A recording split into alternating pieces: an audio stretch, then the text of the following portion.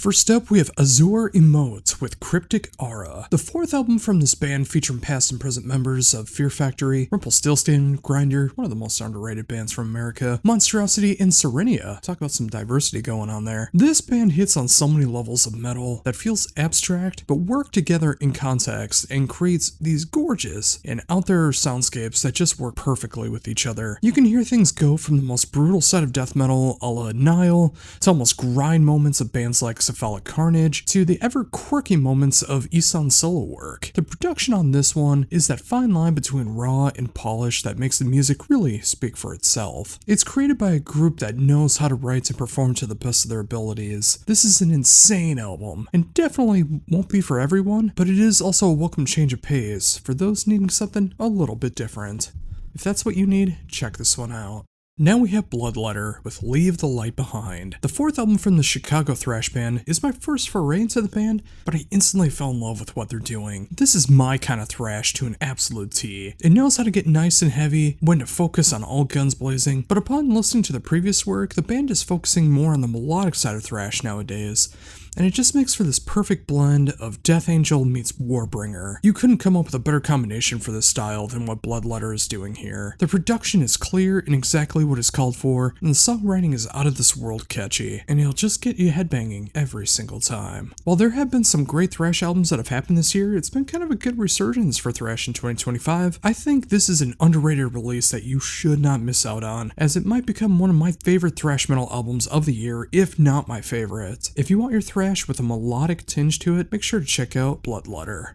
Next up, we have Cold Slither with their self-titled debut. This album simply rules, and one that I never thought would have been created. Gus Rios, of too many bands to mention in this blurb like this, is the mastermind behind creating this G.I. Joe band for real life. And it's everything that you want it to be. It's the right kind of heavy metal that gets just heavy enough, but it's endlessly catchy and full of the right kind of cheesy moments. Also add in members of Exhumed, KMFDM, and Gruesome, and you have a band that knows how to play, knows what is appropriate to play for in a band like this, and it's just endlessly fun from start to finish. The production just hits so hard and punches you in the right way. There's also sound clips from the original show that'll just put a smile on your face if you have a nostalgia for it. Simply put, this is the modern day nostalgia album that you didn't think could ever happen, but you're so glad that it did. If you want a pure heavy metal album that pays tribute to your potential childhood, that can help you forget your troubles of the world, and put a grin on your face from ear to ear, check out Cold Slither. Whether this is a one-time deal or a band that can continue into the future, just be happy that Cold Slither has returned in 2025 and has given us their glory in the name of Cobra. Next up, we have False Gods with Lost in Darkness and Distance. The third album from this New York band is quite the shot to the system. The album hits you in so many directions of sludge and doom, but it has this hardcore attitude behind it all. I dare say some post-punk elements in the right spots as well, to make this such a diverse experience. The production is rich and full, while the songwriting will grab your attention from beginning to end. This is how I enjoy this style, where it doesn't linger too long on the sludge, or the stoner, or the doom, or the post, or anything that's going on, without losing sight of what the sound is all about. I can hear elements of bands like Conan, Yob, Godflesh, and more. And it's just everything that you want to hear done right in this genre. And if you want that as well, check out what False Gods is all about. Now we have Jordfast with Blodstad och Hor, which I think is how you pronounce it. I apologize if I got it wrong. The third album from the Swedish band is some of the most brutal and pulverizing black metal that I've heard all year. From the perfect production style to this excellent songwriting to jaw-dropping display musicianship on hand, it creates this dark, evil atmosphere that couldn't feel more appropriate for the style. I can hear moments that remind me of bands such as Enslaved, Primordial, Dark Funeral, even Bathory, to create their unique sound that hits you like a ton of bricks, but doesn't let up on the power, even when the tempo changes. If you want one of the best displays of what black metal can be in 2025, you need to see what's going on with the band known as Jordfast. And finally, for brand new albums out today, we have Shade Crown with Zero. The fourth album from this Finnish band is bringing back the melodies, harmonies, and sadness into melodeath and doom with Zero. The band blends both genres without going too far into either genre, making for the perfect balance and showcasing the band's songwriting abilities and skill. The production is clear but still raw enough to give it this really authentic feeling, Musically, it reminds me a lot of Eternal Tears of Sorrow, Insomnium, Swallow the Sun, and Mariana's Rest. The more you listen, the sadder the music gets because you start to understand more of what's going on with it, but that's exactly how I want something like this to be done. And if you're in need for a style like this, blending melodeath and doom, I can't recommend Shadecrowned enough. It's great for these dark times that we live in. And now for everything that I missed along the way, starting with Augmented Existence, with Edifice of Mortal Struggle. 3 albums into this one-man Finnish band's catalog, and they are hitting on the best material they've done to date. This is pushing the envelope in such a satisfying way that hits you so hard with the production in this raw but clear style, and the songwriting that feels like you were just being transplanted into the void, and you were grasping at your last moments of life in the cosmos. While maybe not revolutionary, I don't know who has done this sound better with such authenticity, especially in 2025. There's been a lot of great cosmic and futuristic black metal albums that have come out this year, but there is an argument that this is the most triumphant of them all. Just give it a spin and see if you feel the same way. I know I'm gonna keep coming back to this one time and time again. Now we have Awaken I Am with The Only Way Out Is Through. While continuing to explore my love of post-hardcore bands, I have come across the 4th album from this Australian band and I'm thoroughly enjoying what the band has in store for us. While there are so many moments that feel like they should be on modern hard rock FM radio, that is also part of the charm for someone who doesn't really explore that style often. It can get heavier, but never enough to take away from the appeal for a mainstream fan. There are down-tuned guitars, breakdowns, and the familiar moments for heavier fans, but if it's balanced out with the poppier moments, in a way that feels like it's an earworm song after song, I think it works. If you enjoy the likes of Siamese, Dayseeker, Holding Absence, and more, I think you will find something to love with Awaken I Am. They have a lot to offer.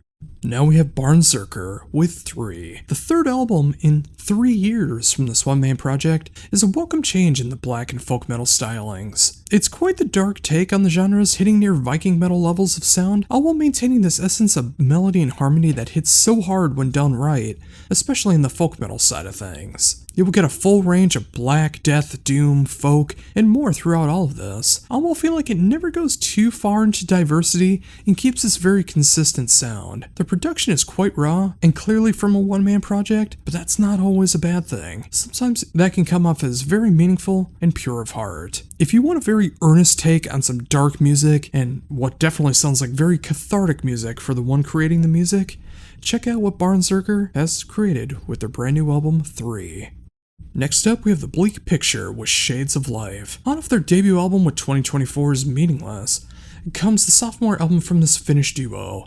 The band continues their sound of the darkest, saddest, yet most gorgeous music that grips your heartstrings while tearing you apart. The production continues with their raw yet clear sound, and the songwriting seems to hit even harder than before. I've noticed more people have discovered this band with this album, which is a great thing, but I hope they go back and check out Meaningless as well. Not just because I covered it last year, but because they have so much good that comes from both albums, and they feel like great companion pieces to each other, and they both deserve your attention. If you enjoy the likes of Death Doom, in the likes of Paradise Lost, the melodic side of Swallow the Sun, this is required listening. Make sure to check this one out. Now we have Celestial Wizard with Regenesis. The 3rd album from this Colorado band feels like the perfect mixture of Scandinavian metal, and I love it for that. Lyrically, the album goes through a lot of different themes, but it focuses on what feels like a sci-fi western fantasy. Musically, it balances power metal, melodeath, and other elements to create a sound that feels very much their own, but still hints at other bands. The production is clear and pristine for the style, the songwriting is endlessly catchy from beginning to end, while still giving twists and turns that you won't see coming. If you want a band that feels like combining Children of Bodom, Brimir, Lutharo, and even Wayfarer, those two really need to tour together, especially considering they're both from Colorado, check out what Celestial Wizard has to offer with Regenesis. Now we have The Burning Dogma with Over and Over, one after the other. 2 albums in this Italian band's career, and through true adversity, they have found their sound and hopefully a stable lineup. All you have to do is look at their Metallica page and see how many lineup changes have happened since the band's inception in 2010, but the band is here with their sophomore album and easily their best work to date. The album feels fresh and inspired and hits so many tropes that you want to hear in darker music. It can get as heavy as any melodeath band that you can find. It also hits this great gothic metal element for a great overlay, but it also has this great feeling of dark metal that ties everything together. Imagine Nevermore, Tiamat, Moonspell, and Insomnium rolled into one. Mix that into a fantastic production style and songwriting that hits hard, and you have a gothic metal album that should satisfy anyone that is looking to check this one out. Give this one a proper listen if you were looking for something new in your gothic and melodeath stylings. Now we have Cam Girl with Flesh and Chrome. The sophomore album from this North Carolina band is the kind of album that we need in 2025. A glam rock inspired 21st century album hitting on topical issues while still hitting that 80s sleaze but through a 2025 filter. Add in some trans appreciation and awareness, and you have a fun album from start to finish. I hear so much Poison throughout the entire album with the occasional hints of poppier moments, punkier moments, and just this overall sense of how music has evolved in this style of glam in the past 40 years. The production is nice and punchy and modernized just enough, and the songwriting, while I know it won't be for everyone, it is great to hear this made in such a fun and flashy style, and a great battle cry for the trans community and basically everyone attached to the LGBTQ+ community as well. I'd love to see them do a show with Minnesota's All the Pretty Horses. I think that would be a great time. If you want to hear a modern take on music of nearly half a century ago and have it feel still just as relevant in 2025, check out Cam Girl. Now we have Construct with Ominous. 3 albums into the Swedish Outfits catalog, and the band is showing their appreciation for the past and present as a whole. My first foray into the band is a wonderfully crafted display of that signature 90s Gothenburg sound, with just enough thrash metal elements to make it different, and also having some modern tinges that make it sound viable and fresh for a modern audience. I will say that the vocal delivery feels like kind of a new take of Anders Frieden of In Flames with that higher pitched scream, so it won't be for everybody, but if you dig that sound, you will dig this. In fact, I hear a lot of In Flames throughout this entire album. The good eras of In Flames anyways, mixed in with that thrashier side of At the Gates and some modern influences in just the right spots. Mix that with an updated but still raw production style, and you have a loving tribute to one of the most important genres in metal history. Seriously, if you dig In Flames, you will enjoy what this is all about. Or if you just want to hear that 90s melodeath sound in 2025, you're also going to love what's going on here with Construct. Now we have Dead Guy with Near Death Travel Services. The sophomore album from Dead Guy comes 30 years after the release of their debut, a shock to pretty much everyone around the mathcore and metalcore world. I don't think anyone saw this coming and wrote off the band as not only just a pioneer of the genre, but a one-album wonder. Thankfully, the band has returned and is angrier and more rage-filled than ever before, and given the landscape of the current world, there's plenty to be enraged about. At 11 songs and almost 36.5 minutes, this album destroys everything in sight and never lets go long enough for you to wander away. If you want to see what one of the innovators of metalcore and mathcore can do in 2025, and putting almost every band in those styles to shame in the process, check out Dead Guy. Next up, we have Defenders of the Faith with Ode to the Gods. After working hard on their Leviathan trilogy, Therion has decided to take a side trip from their normal sound to create a tribute to classic metal with Defenders of the Faith. Obviously inspired by the Judas Priest album, the band channels their inner Priest, Maiden, Saxon, and other new wave of British heavy metal into an album that feels like the classic bands of the 70s and the 80s with brand new material. It's a great modern throwback that shows how this style still holds up after all this time. There's nothing groundbreaking on this album, nor should there be. It's just a rock solid album with a classic but still modern sound production style and love letters musically and lyrically to the music of their youth. It's a fun album from start to finish and quite the diversion for what the Therion is going to do before they get back to writing new music under that moniker. If that's what you need right now, Defenders of the Faith have nailed it perfectly. Go and check this one out. Now we have Eternal Idol with Behind a Vision, the third album from this Italian symphonic power metal band, and sadly the first without Fabio Leone, is picking up right where they left off and creating some killer music in the process. Both new singers taking over vocal duties for Fabio are doing an incredible job, and they're such a great vocal pairing. Their voices match so well together and create some beautiful melodies and harmonies in the process. Match that up with a musical landscape that couldn't be more in the style of symphonic power metal, and you have an album that is showcasing what this genre should still be after all this time. The production hits so hard and the songwriting matches up to that quality. And if you want a musical mashup of basically Rhapsody meets Nightwish, you need to see what Eternal Idol is all about. You'll be glad that you did. Now we have Faith Burner with From Suffering to Madness.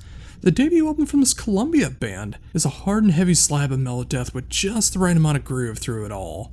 While there are plenty of melodies and harmonies to make any fan of the genre happy, there are so many pummeling moments, from the start-stop riffs to the vocal delivery, to the production that just pounds from pillar to post. No matter if the song is going all guns blazing or slows things down a bit for effect, every song hits hard and takes full force.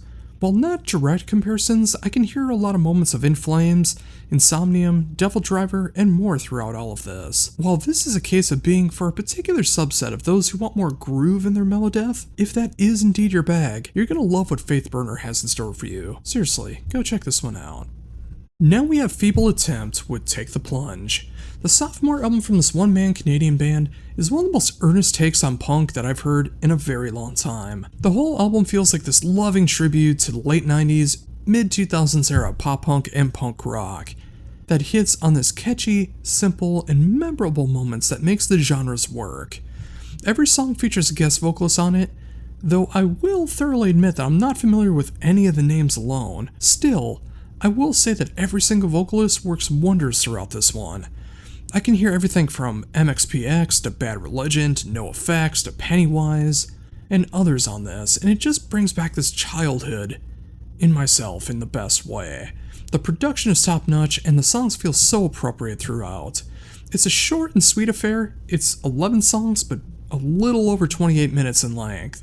If you've ever loved punk or pop punk, you owe it to yourself to check this one out. I think you'll really dig it. Next, we have Ghost Anthem with Echoes. The debut album from this French band featuring the bassist of Kozoria, who put out a killer debut album with 2024 as the source, is here with an intriguing mix of metalcore and metal death, which is sure to make some tryhards angry, but everyone else very happy. Mixing both genres together in a way that just gets more and more satisfying every time you listen to it. The production feels like it has this 2002 to 2004 feel behind it all, you know, that perfect era of metalcore, and the songwriting knows when to get crushing and when to let the melodies take over. If you enjoyed the likes of bands that I've covered this year, such as Vinegar Hill, Bent by Sorrow, or the heavier ends of Lift the Curse, you will be won over by what Ghost Anthem has brought to the table. With this just being their debut album, I can sense them getting bigger and better from here on out. I can't wait to see what they do next. Next up, we have Helheim with an album title I am going to butcher, Hrabnar ad Vesa. Again, I apologize for that. The 12th album from this long-running Viking metal black metal band is easily some of the band's best work. They have found this niche that fits them like a glove, and it only gets better with every preceding release. And with their latest album, the band combines all of these best qualities to create a sound that feels like a throwback to their beginnings, but also exactly what the band has been doing and going towards for the last 30 years since their debut album. The production, while sounding a bit more updated, still feels like that late 90s, early 2000s style, and the songwriting does everything that I love about this style of black metal in Viking metal. If you enjoy the likes of Enslaved, Rotting Christ, Borknagar, and Erebaltar, I can't recommend Helheim enough. They may be talked about less than all the other bands talked about, but they have been around just as long, and they may have one of the best track records. Go and check them out. Go check out all 12 albums they've done and see what I'm talking about. Here we have the Icarus Plan with Some Kind of Sign. The sophomore album from the southern US band is some of the catchiest stuff I've heard in the modern and alternative rock realms this year. You can hear everything from some of the heaviest sounds in the genre, to exploring more 80s alternative synthwave sounds, to everything in between. The production is crystal clear, and I'm astounded that this is not on modern FM rock radio, at least in my neck of the woods. This would go over perfectly, and I could see them becoming huge. This reminds me so much of bands from the early 2000s like Earshot, Evans Blue, Deep Field, and more, and only sounds catchier and more lovable with every repeat listen. It's not too often I can hear a band that is this focused on hooks and melodies, and the more mainstream sound that grabs my attention and doesn't let go. This reminds me so much of growing up and exploring bands in the early 2000s and discovering who I was musically. This brings back so many good memories. And if you can relate to that at all, or if you just want to hear what this sound is all about, you will love what the Icarus Plan has to offer. This feels like home to me, just updated enough for 2025. Up now we have Impurza, with a name that I'm probably gonna butcher, Alcazares. The third album since 2010 for this French band shows that it's all about quality, not quantity.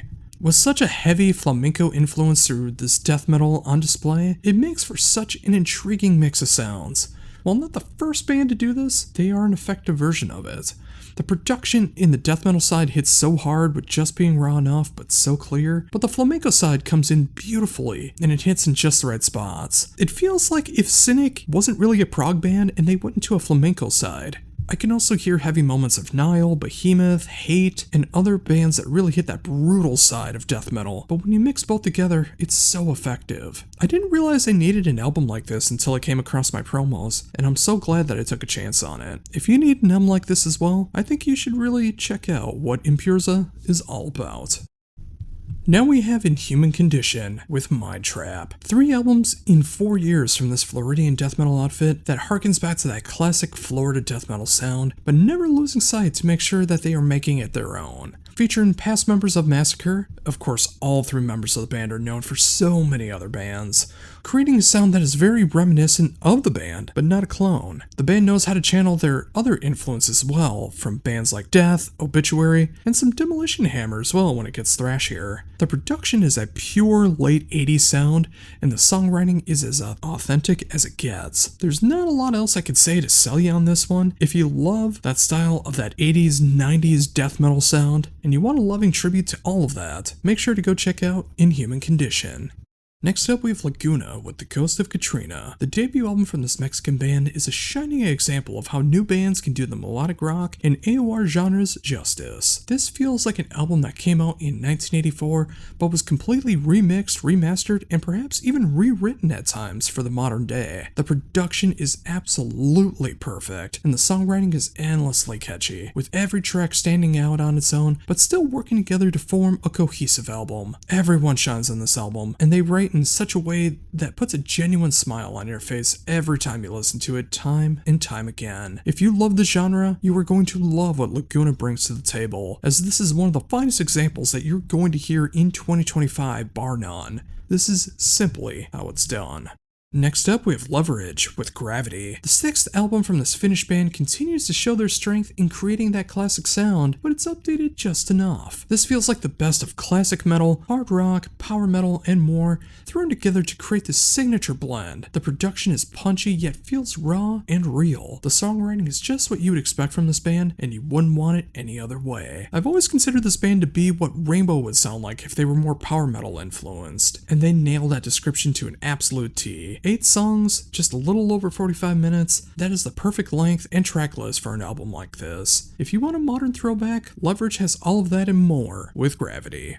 Now we have Lord Belial with Unholy Trinity. This Swedish black metal outfit's 10th album in 30 years is one of the most pulverizing displays of black metal in 2025. The production on this one hits you with every single bass drum note and rips you apart with the rest. The album is as evil as it sounds, and it makes you feel like the apocalypse is about to strike at any moment. This has become one of my favorite black metal releases of the year, and with every passing listen, it's easier to understand why. If you want your black metal with just enough melody and harmony, and for those who enjoy the likes of Naglfar, Necrophobic, and Thalkundra, get Unholy Trinity from Lord Belial now. You will not be disappointed.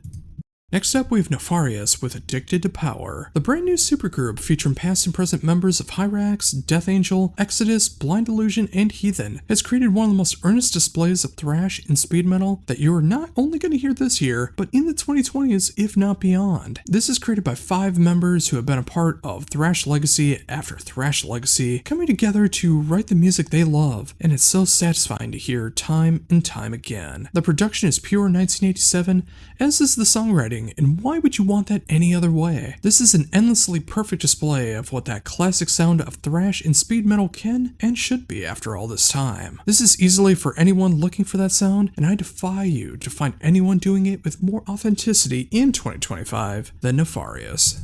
Now we have Philosophonia with The Constant Void, a group I didn't know I needed. The sophomore release features past and present members of Camelot, Agrippni, and Crownfall, creating a modern take on what heavy progressive metal can and should be. Feeling like a wild concoction of sounds from bands like Threshold, Pain of Salvation, Muse, Nevermore, and others. This is on the fast track to being one of my favorite prog albums of the year. The production is exactly what it's called for, and the music goes from simple to simplistic to bombastic and flat out wacky in all of the right spots. This is my kind of prog through and through, and I simply can't get enough of it. This won't be for everybody, especially considering there's a 20-minute epic to close out the album, but for those who want a true, earnest display of what prog metal and prog metal adjacent genres can be, Philosophonia couldn't have nailed it any better with The Constant Void. It only gets better and better, and if you dig this style, I think you'll agree. Now we have Presto Ballet with Dreamentia, the 6th album in 21 years from Kurt Vanderhoof of Metal Church and Scott Albright of Vanderhoof's solo band, is that pure love of 60s, 70s, and 80s progressive rock that they've always been known for, and that shines even more on Dreamentia. This is a prog epic by every meaning of the term, at over an hour and 15 minutes, including an 18-minute epic in the latter half of the album. This hits everything you love about prog rock, with just a tad of prog metal. The production is that classic sound that you would hope for on an album like this, and the songwriting shows off that amazing ability from everyone in the band. If you enjoy the likes of Kansas, Rush, the Flower Kings, Boston, even Dream Theater in some spots, Presto Ballet is doing all of that and more with Dreamentia. This is tailor-made for every prog rock fan out there. Go and check this one out. Here we have Primal Frost with Path of Resilience. The third album from Dean Arnold is such a wonderful display of genre bending and creating a sound that is unique and so enjoyable to hear time and time again. While you hear so much melodeath and power metal throughout the album, you will hear elements of black and death metal, tech death, the occasional folk metal sections, as well as more to balance everything out. The production is so heavy and punchy, and as is the songwriting. While this does sound like a wild display of genres on paper, the execution is where this all lies in how it works. And it all makes sense the more that you listen to it. It's not often you'll hear a band that channels their inner Winter Sun as much as they do Crimson Shadows, Brimir, Falkenbach, and Moonsorrow. This is an album that grabs your attention and holds it to the end. If you're intrigued at all by this, give Primal Frost your proper attention. I think you'll be glad that you did. Now we have Prisoner with Kill the King. The sophomore album and second album in 2 years from this Canadian band is a wonderful tribute to the past while delivering what can be done in the future. It hits the moments of classic rock, new wave of British heavy metal, and other rock and metal genres together to create an earnest and triumphant display of songwriting. The production is a bit raw, but it works to the advantage of the music, and the performances from everyone in the band are outstanding. The vocals remind me much of Nathan Opposition of Ancient Wisdom in all of the best ways. 11 songs and almost 40 minutes of fun and electrified rock and metal from a band that has a pure love for the music they are creating. If that doesn't give you hope for the future in these styles, what else could? Next up we have Ramonda with The Walls Are Crumbling Down. The debut album from Santiago, Ramonda, is a phenomenal display of melodic rock and AOR in all the best ways. Hits of vocal ability over the hard-hitting and touching riffs and melodies make for an album that will grip you and bring you back to those wonderful times of the 70s and 80s sound. Ramonda's voice reminds me so much of Joel Turner, and I mean that in the best of ways. The music is everything that makes these genres work, and it never gets old. Yeah, if you love that sound of Whitesnake, Rainbow, Badlands, Ramonda is exactly what you need. Give this one your time and love. You'll find something to really appreciate about this one. Next up we have Stardust with Souls. This Israeli band's third album is such a fun display of symphonic and progressive metal, feeling like a grand mix of symphony acts, Dream Theater, and Epica mixed together with their own herbs and spices to create a sound that is undeniably their own. The production is rich and full, but still sounds real. The songwriting on hand knows when to keep things simple, but also knows when to go off the wall and show off their chops in the best ways. In these dark and turbulent times, it's nice to know that there's some great music that can come out of the world that can hopefully bring people together, especially in this realm of symphonic and progressive metal. I feel like Stardust is doing such an incredible job of that. And if you need that right now, see what Stardust can offer you with their brand new album known as Souls. Now we have Seasons in Black with Anthropocene. Despite forming 29 years ago in 1996, and I hate saying that sentence because that's so long ago now, this is just the third album from this German band, and they have evolved their sound in ways that you just need to hear to understand. From their more black and death metal roots, the band has become what they call doomcore, which blends black, death, groove, hardcore, gothic, and doom, all rolled into their signature sound. It's quite the shock to listen to, especially for a first-time listen, but as you listen more and more, it unlocks and everything starts to make more and more sense. It knows when to be brutal, it knows when to lay back and let the riffs do the talking. The production is pristine for the style, and the songwriting is mesmerizing from beginning to end. While it may sound like a hodgepodge on paper, the execution is anything but. Dive into something that may be new to you and see what Seasons of Black is all about with their blend of doomcore. Next up is Shadow of Intent with Imperium Delirium. I've had so many people tell me I need to check this one out, and they were very surprised that I didn't cover it before my break. Sadly, I didn't get to this album until after I was all done with the reviews for the first half of the year. Sadly, sometimes I get things done too early and I miss out on a promo like this, but I am flabbergasted by what I'm hearing. While the New England band's fifth album does feature moments of start-stop riffs, breakdowns, and the occasional pig squeals, and of course that deathcore trademark that you would expect, that's about like a fourth of the album compared to the symphonic and epic display on hand that gives bands like Flesh God Apocalypse and Lorna Shore a run for their money. They even got Corpse Grinder from Cannibal Corpse to come in and do some guest vocals on this one, which is a really cool thing to see. This is a band that knows how to use deathcore as a foundation and let the other sides of their musical personalities shine through and make everything truly stand out. The production couldn't be more polished, but also devastating, which is exactly what you want in this style. If you've never given this genre a chance before, this is easily one of the best examples of it in 2025. Go and see what Shadow of Intent is all about.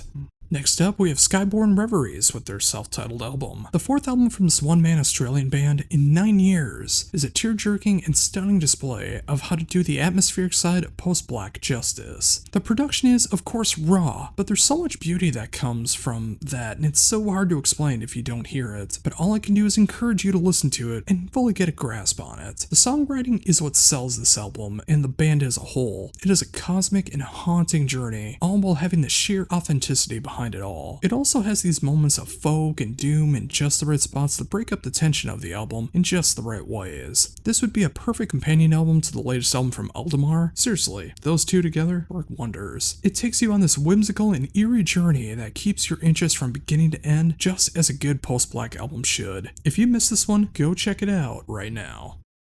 Now we have Tarfod, with a name I'm absolutely gonna butcher, Efter La Mande I Sorg. I'm so sorry for getting that wrong. Hey, now that I think about it, didn't I just cover this Swedish one-man band? I sure did, back in February. But now 5 months have passed and there's already another new album, and it's easily my favorite of the two. While I did enjoy the previous album, La Donde, this album just hits me in a way that I didn't know it could. It hits emotional territories in this style that just hits so hard and grip your soul. The production is this perfect style, and the songwriting attached is just what is the driving force here. While the band's fifth album in 2 years, there's no indication that this is an AI-led project. Some artists are just that prolific, just look at Deha, and that's what I'm hearing here. And when inspiration hits, you take it. This is magnificent work, and I only enjoy it the more and more I hear it. If you need some emotionally gripping piece of progressive post-black, do yourself a favor and check out what Tarfod is all about.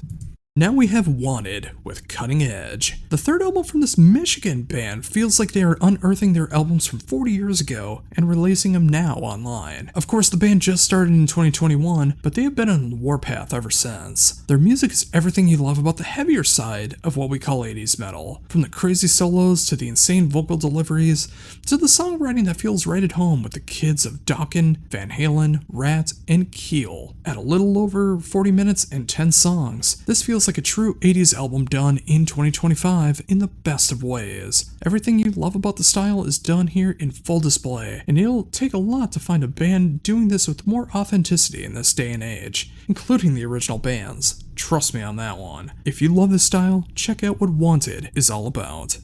And finally today, we end things with Witch Hazel with 5 Lamentations. The 5th album from this UK band brings back the spirit of 70s rock and metal, done in a way that needs to be heard to be believed. This truly feels like a band that existed in the mid-70s, and we're only hearing them now. Everything from the production to the songwriting, it feels like 50 plus years ago, but it's done with such authenticity and conviction behind it that truly makes everything work. In a band that feels like a mix of Thin Lizzy, Pagan Altar, and the prog rock era of Opeth, and even some Angel Witch. This is a band that has a sheer love of yesteryear and wants to update it just enough for the 2020s. You can't fake this, and that's what makes it so good. If you want a modern throwback done in earnest, check out what Witch Hazel is all about. And there you go, folks. 40 albums that I have listened to in July 2025. So what do you think? Did I pick out some good albums, some bad albums? Anything that I missed out on? Please let me know down below. And of course, next week we'll be right back in the schedule for Out Today and what I missed for August 1st, 2025. It feels nice to be back, but I still gotta shake off some of that rust. So if I got some things wrong, please let me give my apologies, and hopefully we'll be back to the way things should be next week. But until then, for the Heavy Debriefings YouTube channel, this is Josh Runquist saying, embrace the Skullet. First up, we have Fit for a King with Lonely God. The 8th album from this long-running Texas metalcore band is actually my first foray into the band. I've been familiar with the name and I've known about them for quite some time, but never actually took the plunge until now, and I must say I am pleasantly surprised. While the sound is more mainstream than I originally imagined, there are plenty of moments that hit that metalcore side that makes everything come together, and I also imagine that they were a lot heavier back in the day, and now they're kind of focusing on the mainstream side, though I could be wrong. But also, don't get me wrong, this is very much of the 2020s metalcore side that has been focusing on that mainstream side, and it does remind me of bands like I Prevail, Currents, Bury Tomorrow, Bleed From Within, and more. It's a nice change of pace for someone of my normal taste in music, and it shows what could be done in this style. The production is as pristine as you would imagine for this type of music, and the songwriting is refined, and they left just the best possible riffs and songs that the band could bring to the table. While this won't be for everyone, especially not everyone that checks out my list, this is for those that want to see what the mainstream metal sound is up to in 2025. There's a lot to like here, and hey, you might like it as well. Next up, we have K.O. with Every Rock, Every Half-Truth Under a Reason. The 11th album from Toby Driver and a slew of members from Modeling of the Well is keeping true to what I would expect from Toby Driver, which is not having a single idea what he's going to be doing next. Just in K.O., you have albums that sound like a continuation of Modeling on the Well, which was a very experimental avant-garde metal. You have double disc concept albums, you have Doom albums, you have albums that sound like the Blade Runner soundtrack, and so much more. It is very hard to recommend K.O. to someone who's just looking for a particular sound, as the band kinda does it all. With the latest album, there's no traditional songwriting going on here. It hits levels of both extremes and minimalist territories that is a pure wonder to behold. When it's minimal, there is such a haunting atmosphere that's going on, it feels like a demon is getting ready to possess your soul. When the album gets to more extremes, it is a sonic force that can obliterate your sound system if you're not careful. And when the album gets a little more, I guess what you could call normal, the band is doing what I would expect from them for their left to the left of the center approach. 3/5 of the album really takes that minimal approach, and there's barely any drums or percussion on it. And the other 2/5 does have drums and percussion, but they are not used in a way that you would normally hear in rock and metal. It's more kind of like soundtrack to like a movie or a film score than it does anything else. Simply put, this album is not for everybody and may push the boundaries of what your tolerance for these particular styles of heavy music can be. I mean, anything Toby Driver does is not going to be for everybody, and you gotta be in a particular niche to really truly appreciate it. But if you want to hear Toby Driver explore another new direction that he hasn't really explored like this with this particular K.O. album, give this one a proper listen. It's really nice to hear him continue on to show his repertoire in so many different ways, and I can't wait to see what's next. Now we have Gnosis with Genosis, and I just got what he was going for here. The former frontman of Crystal Lake is back with his debut album under his new band, and I'm enjoying what's going on here. You can hit some of the heaviest moments of metalcore, hardcore, deathcore, this kind of stuff you'd expect, but then come these emotional moments that were always my favorite moments whenever I've heard Crystal Lake, but it's also done in a different variety. Then there's these new layers of experimentation that feels kind of off the wall, kind of wonky, but they work in context for the rest of the album. It makes for such an intriguing listen from start to finish. The production is, sorry for the pun, crystal clear and punchy, and the songwriting, while it might take a listen or two to be able to grasp everything at hand, when you do, it clicks hard and it works magnificently. I'm not really sure who I could compare this to, as this isn't really in my wheelhouse, but Rio did some amazing stuff in Crystal Lake, and I do hear a lot of that going on, but I also hear moments of Deftones, Stray from the Path, even some Linkin Park, and if you can dig what's going on with that with Gnosis, well, I know it's not for everyone, it could be for you. And finally, for brand new albums out today that I'm covering, we have Moths with Septum. The third album from this Puerto Rican progressive band is quite the trip. Every time that you think you know where a particular song is going, they will turn on the dime and go into a completely different direction. The music covers so many genres as well, from the aforementioned progressive to doom to death metal to jazz, and somehow makes it all cohesive. The music matches up to the concept of the album, which is, of course, the 7 Deadly Sins. The production feels raw and real, given that really early day bareness feel behind it all, like Red Album, Blue Record, if you know what I'm talking about. And the songwriting is off the charts with how it can be so diverse, but still make everything click. I hear as much Mastodon and the aforementioned bareness as I do King Crimson, as I do Opeth or even Porcupine Tree. Like I said, it is quite the trip, and for those who dare to hear something different on this side of prog, you really should give Moths your proper attention and see if they're for you.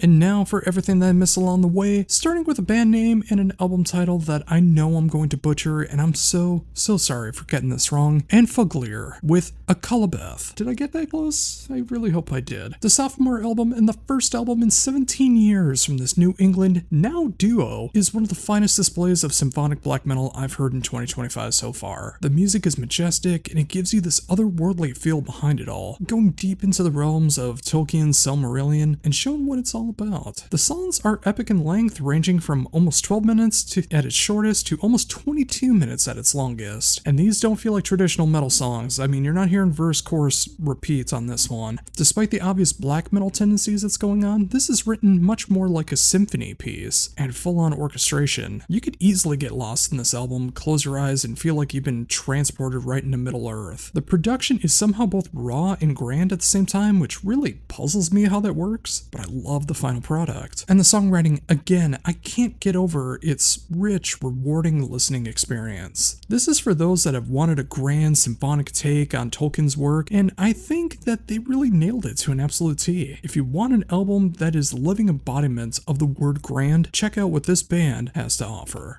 Now we have Anger Machine with Human Error. The sophomore album from this thrash metal band from the Netherlands is an ugly look in the mirror to human society, and honestly, we kinda need that right now. While there are enough tongue-in-cheek moments to not make you completely feel depressed, there's enough going on here with its lyrical content of the state of the world that will just make you realize the mess that we are all in, and how almost all of us kinda contribute to it on a daily basis. If there is an upside to all of this, the music is perfect thrash from beginning to end.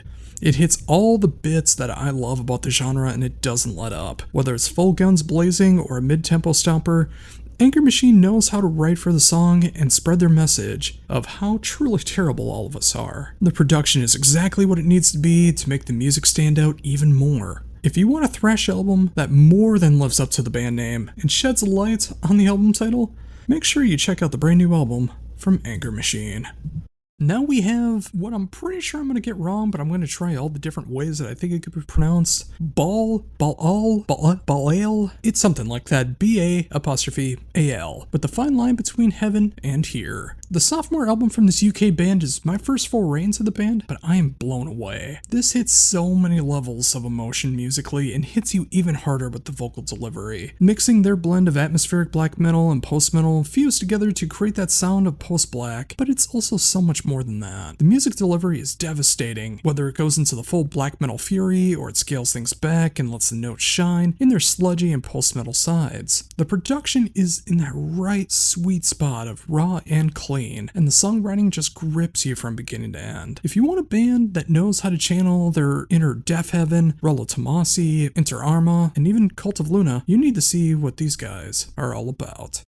Now we have Crimson Shadows with Whispers of War. The long-awaited third album from this Canadian melodeath and power metal band is back after 9 years with Whispers of War, and it's easily their finest work. Everything you love about this combination of genres is here, and they somehow got even heavier and more melodic at the same time. The production is stellar, and everyone shines throughout the entire album. There's no major shifts in the sound, it's exactly what you'd expect the band to be with their melodeath and power metal tendencies, but it's just that the intensity has been turned up to 11, and the melodies have become even more sing-along moments than ever before, and arguably some of the most you'll hear in 2025. If you enjoy the likes of Brimir, Children of Bodom, Kalma, and especially Early Day Dragon Force, you are doing yourself a disservice by missing out on this album any further. Give this a spin right now. Now we got Erebor with Infinitus Somnium. The epic sophomore album from this UK band is a fantastic display of genre bending, but never truly losing their identity. With only 3 songs and coming in at almost 43 minutes, I wasn't kidding when I called this one epic. In fact, there's 3 of them on here. It explores so many styles and genres while still maintaining that progressive death metal and tech death sound that were on display on their debut album, but even more grand. You'll have your moments that sound like The Faceless, Inanimate Existence, Fallujah, but you'll also have these moments that really remind you of the melodic sides of Obscura, Cynic, Black Crown Initiate that really tie everything together and makes everything shine. The production is a bit on the raw side, but it still hits you as a tech death album should, and the songwriting, while overwhelming for some, is right in my wheelhouse for this style. If you want a spectacular look at what can be achieved by blending tech death and progressive death metal together, Erebor has put out potentially the best example of it in 2025. Now we have Exfamon with Odyssey of Fate. The debut album from this Cali band is a wonderful display of the fun side of power metal, and honestly we kinda need that right now in 2025. Never dipping below the mid-tempo mark, and if they do, it's very short on this album. The album is a full-on assault of power metal from its twin guitar attack, double bass frenzies, and the soaring vocals. The musicianship on this album is jaw-dropping, and the songs do exactly what you want them to in this particular style of power metal. Match all of that together with a production style that is clear but just raw enough, and you have a winning power metal album in 2025. This may go under the radar for some, but don't let that happen to you if you are a power metal fan. Check this one out and listen to the glory that is Exfamon. Now we have Grave Witch with their self-titled album. The self-titled album from this Oregon trio hits so very hard in just the right ways. Their raw produced blend of black and thrash hits both genres perfectly and adds a sinister flair to everything. Again, the production is quite raw on this one, kind of feeling like a black metal demo from like 1992, but that also adds to the black magic of this album. It hits so many levels of intensity and the atmosphere that you just wouldn't get if this had a better production style. 10 songs and almost 44 minutes makes this a blast of black and thrash worth every single second. If you enjoy the likes of Hybrid Nightmares, Skeleton Witch, Haunted Funeral, and Destroyer 666, Grave Witch is made for you. Now we have Joviak with Autofiction Part 1, Shards. I've been meaning to cover this one for a few months now, and I finally got to it, but I'm so happy to be able to do it now. The third album from this Finnish prog band came out back in May, but it is more than worthy of your attention now, combining my favorite elements of prog while adding these really cool elements of like melodic rock, AOR, and even some more poppy moments to create a sound that knows when to go prog and when to go prog metal. Imagine Dream Theater, Porcupine Tree, Giant, Haken, and Pain of Salvation all rolled into one band, and you have a good idea of what Joviak is going for here. Also add in their own inspirations, and you have an imaginative prog album that feels like it can be for anyone, from the most try-hard prog fan that like I used to be, to the most fun-going 80s melodic rock fan that I'm slowly becoming, and everyone in between. If this sounds like it might hit for you, Joviak can make it big. So let's try to make that happen, shall we?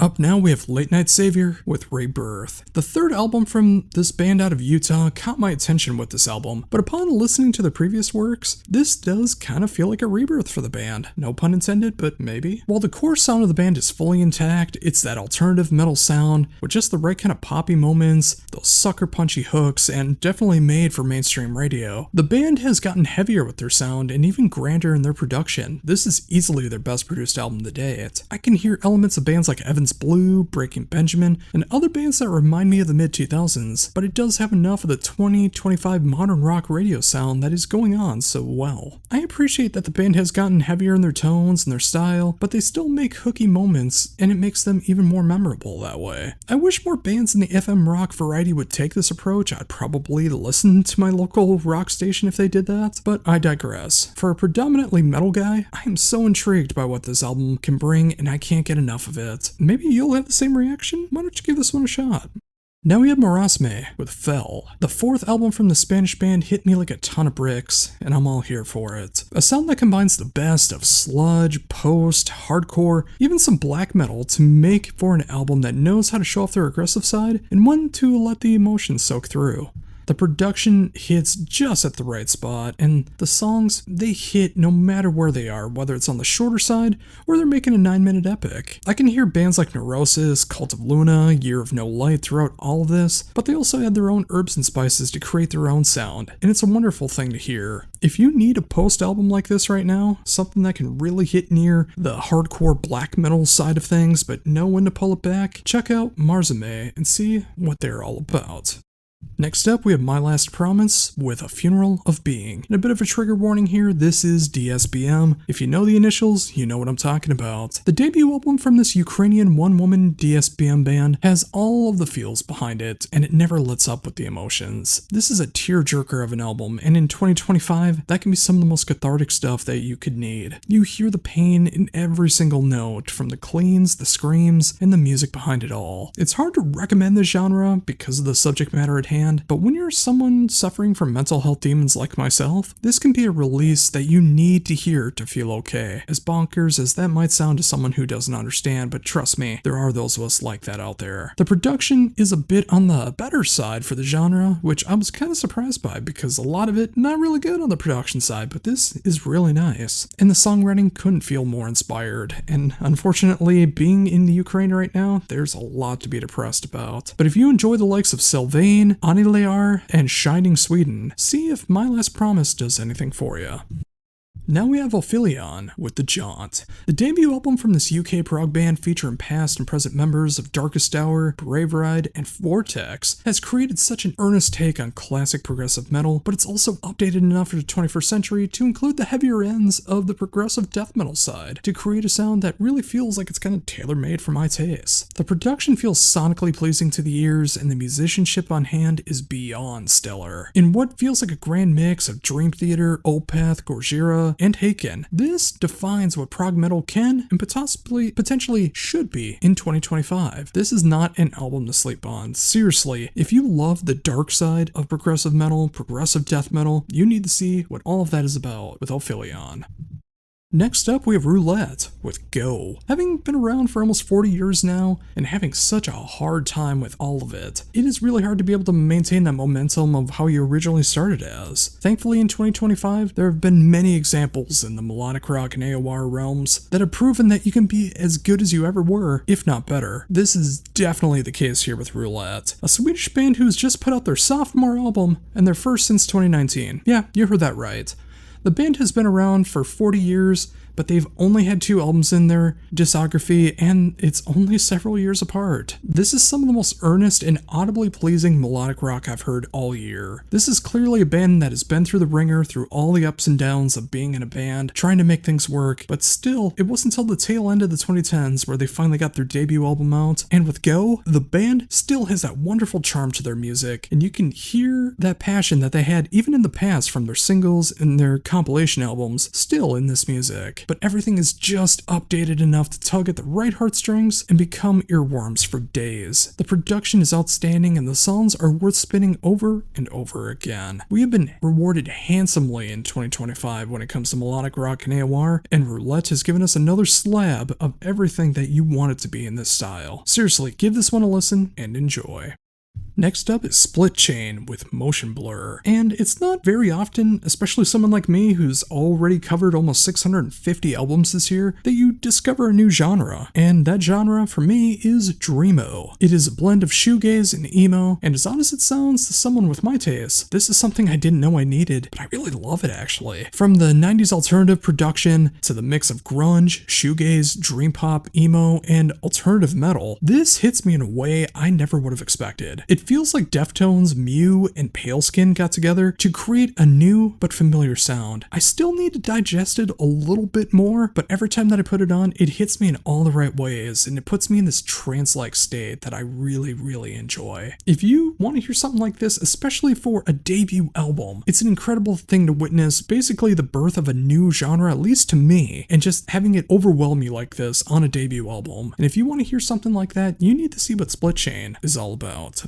Now we have Twilight Aura with Believe. The third album in 30 years from this Brazilian progressive power metal band is a welcome thing to see in 2025. Combining what makes progressive power metal sound work so very well, especially with that Brazilian style that you'll see what I'm getting at in a second, done in such earnest and it's still fun of real creative endeavors is no easy thing to achieve, but that's exactly what happened here. The album is also filled with so many guest spots from the likes of Jeff Scott Soto, Felipe of Angra, and even Andre Matos has vocals that appear on this album from an original Skyscraper demo. In fact, they take that song and rework it into a Twilight Aura song. The production is a bit raw, but it still hits hard, and it feels like it came right out in 1995 in the best way possible. The songs on hand are quite inspired, and it feels like a nostalgia trip, but I'm happy to take that trip. I'm so happy with this album. I love that it's come together this way, and it's an amazing experience from beginning to end. If you love your 90s Brazilian progressive power metal, basically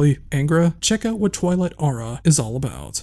And finally today we have Virtual Symmetry with Veils of Illumination. The fourth album from the Swiss prog metal band is one endearing album, and it is filled with as much jaw-dropping music as it does emotion. The production is top-notch and the musicianship on display from everyone involved is staggering. It reminds me of everything that I love about 90s progressive metal in one tight package. Like, seriously, it does feel like a mix of early day Dream Theater and modern day Circus Maximus in the best of ways. I'll even throw some Seventh Wonder in there as well. Even with having almost a 20.5-minute epic on this album, it doesn't feel like there's a single wasted second on this album at all. That is my kind of prog through and through, and I simply can't get enough of this one. If you want this kind of prog metal, you need to hear Virtual Symmetry. You'll be so glad that you did. First up, we have Cemetery with Thoughts on Life and Death. In this German band's 35th year, the band has only put out their debut album back in 2019. Thankfully, in 2025, they have returned with their 90s death metal assault. Remember, it's all about quality, not quantity. With their sophomore album, Cemetery has put out a 50-minute concept album about the rise of a totalitarian regime and the downfall of the individual, if that doesn't sound familiar. But yeah, the music more than matches the concept and hits quite hard. Rather than just being a barrage of death metal, Cemetery adds just the right amount of melody, harmony, and proggy moments to make the music more vast and expressive, and it works to their advantage. The heavier parts feel heavier from it, and the other segments showcase their versatility in such a great way. The production feels like that early 90s death metal goodness, and they make it work to their advantage.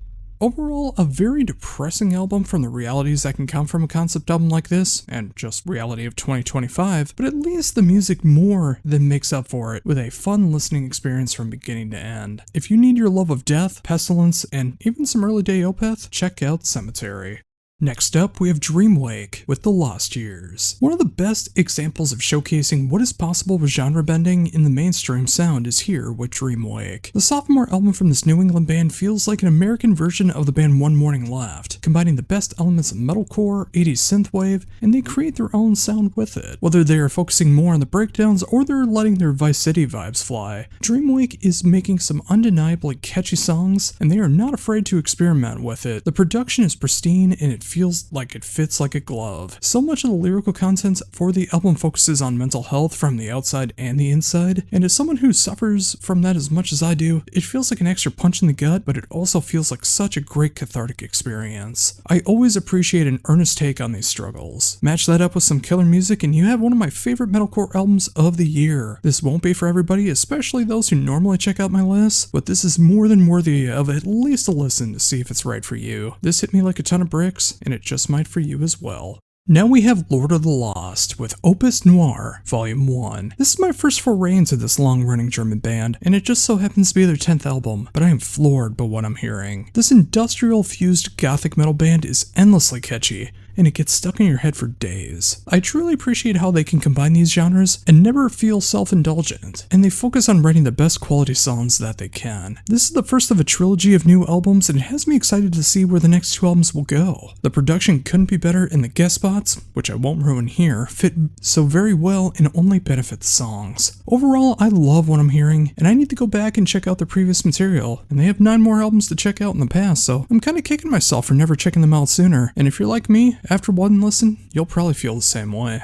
Next up, we have Sinsanum with In Devastation, the 3rd album from this international powerhouse featuring past and present members of Mayhem, Seth, Loud Blast, Creator, and Doth have recruited Joey Jordison's drum tech to take over the helm for the drums and help create that next slab of their blend of groove-infused black and death metal. This band has never been conventional, and it pulls influences from all over the place, and from their own places as well. You can hear so much of the black and death metal tendencies as you hear some Slipknot thrown in at particular moments, making this stand out from other bands in the genre. Hearing this much groove and tenacity going on amongst the brutal moments may feel like a culture shock to some, but it does make sense the more you listen to it. I'd argue this is the band's most experimental album to date, and arguably their saddest. The production album is so heavy and punchy it never lets up, even when it gets into more mellow moments. While this album may take a little bit to digest, it is worth it to hear what is on offer here, and it helps so much with the grief of loss that everyone will experience at some point in time. If you want to hear that kind of catharsis in a more experimental style of black and death metal, check out what Sinsanum is all about. Now for everything that I missed along the way, starting with Atomic Witch with Death Etiquette. The sophomore album from this Ohio band is a pulverizing release. Their blend of death metal and thrash metal makes for such a sinister take on both genres, creating an album that feels like the best of both worlds. While I will admit straight up that the vocals will not be for everyone, there is a lot of high-pitched shrieks going on with this one. I think it really adds to the charm, and it makes the band name work even better in context. The production feels like a great 1989 mix of the production of Morbid Angel and Testament combined. The songs are full-on assaults in the best of ways. This is how you make death thrash exciting in 2025, and one of the best examples of it in 2025. If you need that kind of combination, do not skip out on Atomic Witch. Now we have Autumn Nostalgia with Metanoia. The 3rd album from the Slovakian band is a sensational slab of atmospheric post-metal that hits hard and pulls on the heartstrings. Musically, the music goes all over the post-black realms, hitting into the territories that you'd expect from the genre, but it's also done with such frailty to it all, making everything feel a bit more hopeless and full of despair. That is a great thing when it comes to this genre, and especially when it comes to the vocal delivery and the lyrics. There is so much feeling of what could have been and regret that fills this music, and that's what makes it hit that much harder. The production is quite raw, but not unlistenable. It adds a little more to the emotional emptiness of it all, but if you enjoy the likes of Early Day Unrequited, Alcest, and Death Heaven, you'll find something to love about Autumn Nostalgia. Next up is Black Knight with The Tower. The 4th album in 27 years from this heavy metal band out of the Netherlands is such a fun listen. It is filled with that 70s, 80s, and 90s heavy metal sound that is heavier than glam, slower than power metal, and it hits this groove that you just don't expect. The production feels like it's pure 80s, and the musicianship on hand is an awesome thing to hear. If you're looking for a band that can channel their inner Accept, Annihilator, Mystic Prophecy, and even Deep Purple, check out what Black Knight is all about. I think they have a lot to offer. Now we have Centuries of Decay with A Monument to Decay. The sophomore album from this Canadian band is a jaw-dropping display of what can be done in progressive death metal. This is a monolithic release that knows how to focus on the heaviest aspects of their sound, all while adding the right flourishes to make the more progressive elements to create a hauntingly beautiful album. The production is so slick, but it has just enough raw feeling behind it, so you know that this is the real deal. Musically, it's a whirlwind of sound that floors over you, and only lets up the momentum enough to let you catch your breath before getting pummeled all over again. This truly does feel like the progressive death metal sides of Edge of Sanity, Enslaved, and Gorgira combined. Do not sleep on this one if you're looking for some of the best progressive death metal of 2025. Now we have Connect the Circle with Wolf in the Sky. 4 albums into this Norwegian progressive metal band's career, and the band is continuing to explore more of what is possible and broadening their sound for the best. I can hear so many influences of proggy styles and bands throughout this, and it makes a longtime prog nerd like myself very happy. The production is so clean and polished, and the songwriting goes from some of the most somber tones to the most left-of-center quirky moments to hard-driven heavy riffs all in the turn of a dime. It's an odd thing to hear Dream Theater, Spock's Beard, Arion, and the Deer Hunter into one formation, but that's what I get out of this one. It's quite the trip for any prog fan, and I couldn't recommend it more. This is how you keep prog exciting in 2025.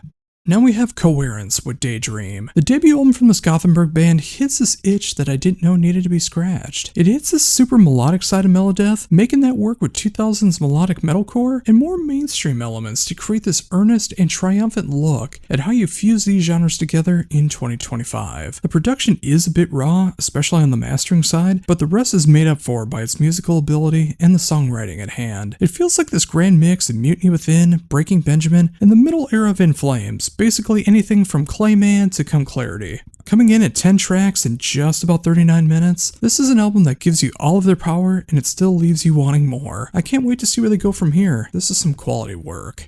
Now we have Death Reapers with Thirst for Chaos. The debut album from this Polish band is a mesmerizing display of blending the past and the present. From its ferocious vocal display to its astonishing songwriting and musicianship, this takes the ideas of melodeath, thrash metal, and more and turns them on their head. It hits in a way that feels so good for someone growing up on 90s melodeath as it would for someone just hearing the genre for the first time. The production is a bit raw, but it works for the style at hand. If you want a mix of bands such as At the Gates, Needless, Nightbearer, and As the Sun Falls, you need to check out what Death Reapers is all about. It just might be exactly what you need. And now we have what I hope I get right, Deciduous Forest with Fields of Yore. If I got that wrong, I deeply apologize. The debut album from this Australian one-man band has blown me away with its intensity and its songwriting. Hitting the sweet spot of mainly focusing on atmospheric black metal, but adding these layers of symphonic synths on top of everything feels grand and triumphant in a genre known for sadness and grief. This is a dark album that is filled with dread, but still has this otherworldly feel behind it all to create what feels like a soundtrack to being lost in the universe. The production is stellar, especially considering how raw the genre usually tends to be, and the songwriting seals the deal for this one. That is the reason you check this one out. If you want a spectacular look at what can be done with black metal in 2025, give this band your time and see the forest for the No, I can't do that pun, I'm sorry. Let's just say this is an outstanding album. Next up, we have Elder Cull with Closure. I've been seeing this band pop up on social media ads for a little bit of time now, and I had to go check this out. This is a debut album from a Nashville band, and you wouldn't expect something of the symphonic melodeath realm to be from Nashville of all places. But they really know how to focus on the melodic side of the heaviest sides of this kind of metal without ever losing its brutality. While the mixing could be polished up, mainly from using drum samples, I see they lost their drummer recently, so that might have had something to do with it. All of that can be fixed in future releases. The songwriting at hand is what seals the deal for a band like this, and it only improves the more that you listen to it. I'm hearing a great mix of Black Dahlia Murder, Insomnium, and Dimmy Borgir mixed together. I'd also say if you enjoyed the latest album from Faye on Stream, you would really enjoy this one as well. Overall, this is a fun album from an upstart band that is only going to improve with age. See what they're doing now, and get on that hype train right now.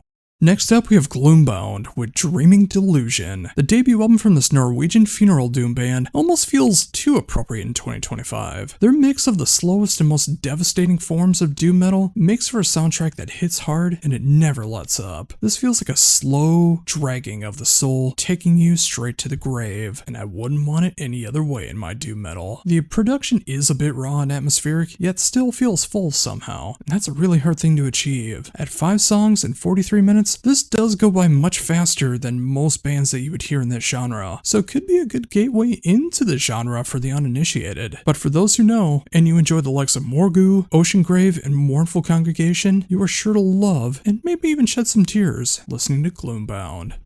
Now we have Gods of Tomorrow with their self-titled debut. The debut album from this international band is quite the treat for the melodic side of metal. What feels like a real earnest take on the more rock, metal, and almost power metal ends of heavy music, the band focuses on writing the best riffs and hooks that they can, and they wrap it up in stunning musicianship and songwriting. The production is a little muddy at times, but that kind of adds a little bit of character to the overall product. Whether the band is focusing on the heavier ends of their sound, or making more of a focus on the melody and the harmony, the band can show off that they can be heavy and tender at the same time. If you enjoy the likes of Kiss and Dynamite, Firewind, and even 80s Bon Jovi, yeah, you heard that right, you'll dig what Gods of Tomorrow has to offer.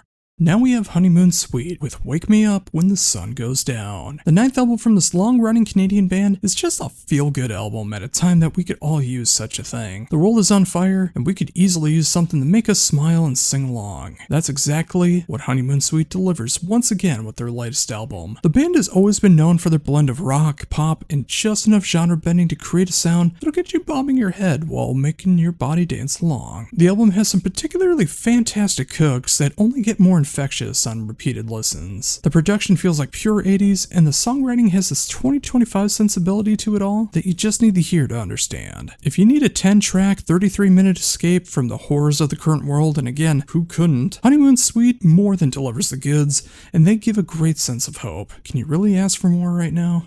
Now we have Mandragora Titania with Infabulous. The 4th album, and first since their name change for this German folk metal band, is quite a welcomed experience. 2025 has had some good folk metal this year, but it's still a genre that could always use more, and this band more than delivers the goods. Taking the folk metal genre and adding a nice symphonic feel behind it, and making everything have this nice rich layer of catchiness to it all for such a fun listening experience from beginning to end. The production is exactly what you want for this style, while keeping true to what the genre is all about, and still branching out enough to separate themselves from the pack. If you enjoy the likes of Myth Begotten, In Extremo, and early day Equilibrium, this is a band that you need in your rotation. Please give them a proper listen.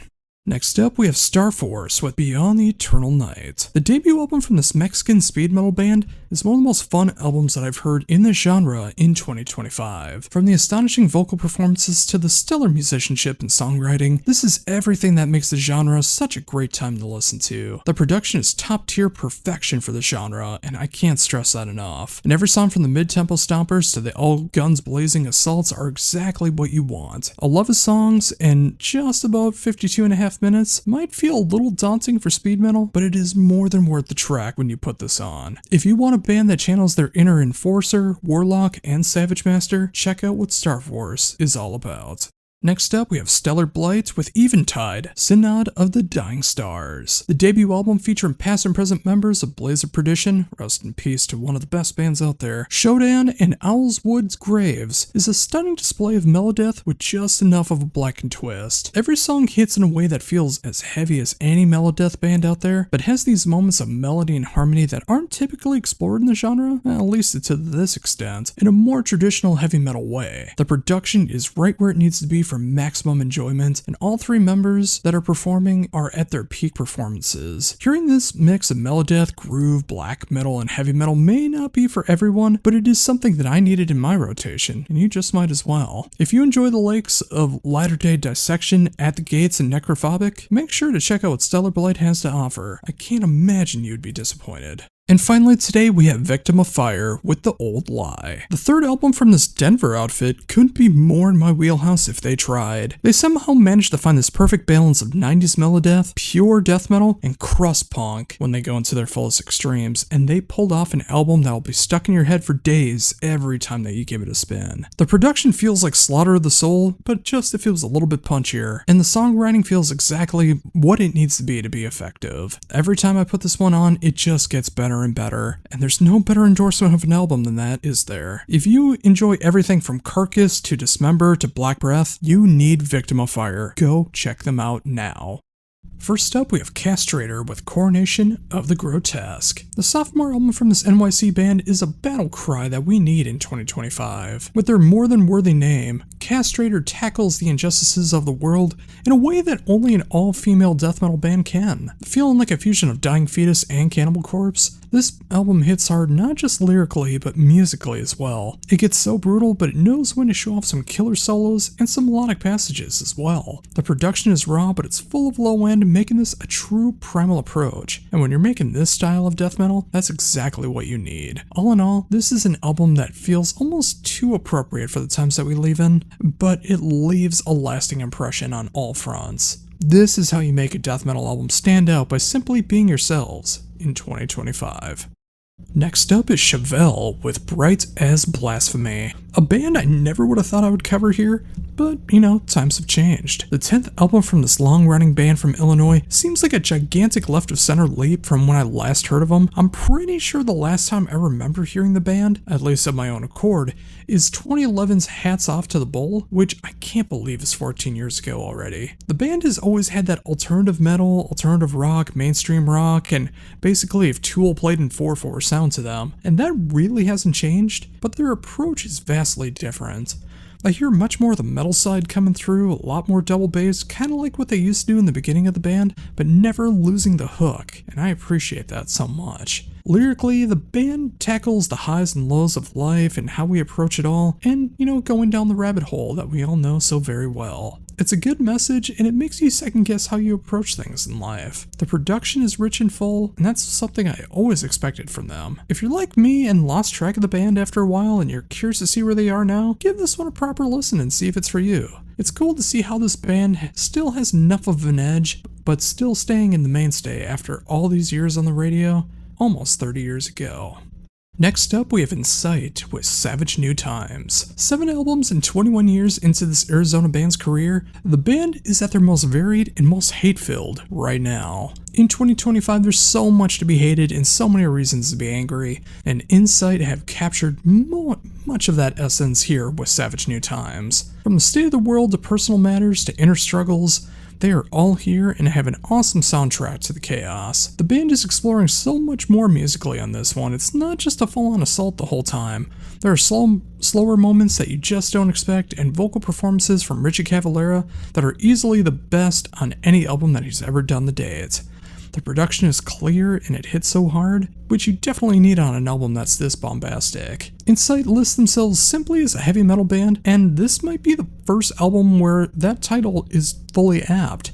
The diversity in sounds and the genre bending makes this one hard to categorize, but nothing feels avant-garde. This is just a hard-hitting album that comes in, blows you away with a little over 32 minutes, and leaves you on the pavement. This is what an Insight album should be in 2025. Now we have Martyr with Dark Believer. Martyr from the Netherlands has been around since 1982, and in those 43 years, the band have mastered their style of speed metal, heavy metal, power metal, into a form that simply works from beginning to end. With their 6th album, the band isn't reinventing the wheel, nor should they have to. They are making the classic sounds of heavy metal thrive in 2025, and hitting everything that you'd expect from these classic genres, but updated just enough in the production for 2025 to make a full impact for any listener. If you enjoy the new wave of British heavy metal sound, or you enjoy the likes of bands like Crimson Glory and Sanctuary, you are going to love what Martyr has to offer. The band knows how to go from the highest of levels and back up just enough for breathing room. This is a modern throwback that feels just right, and if you need that as well, put this one on immediately.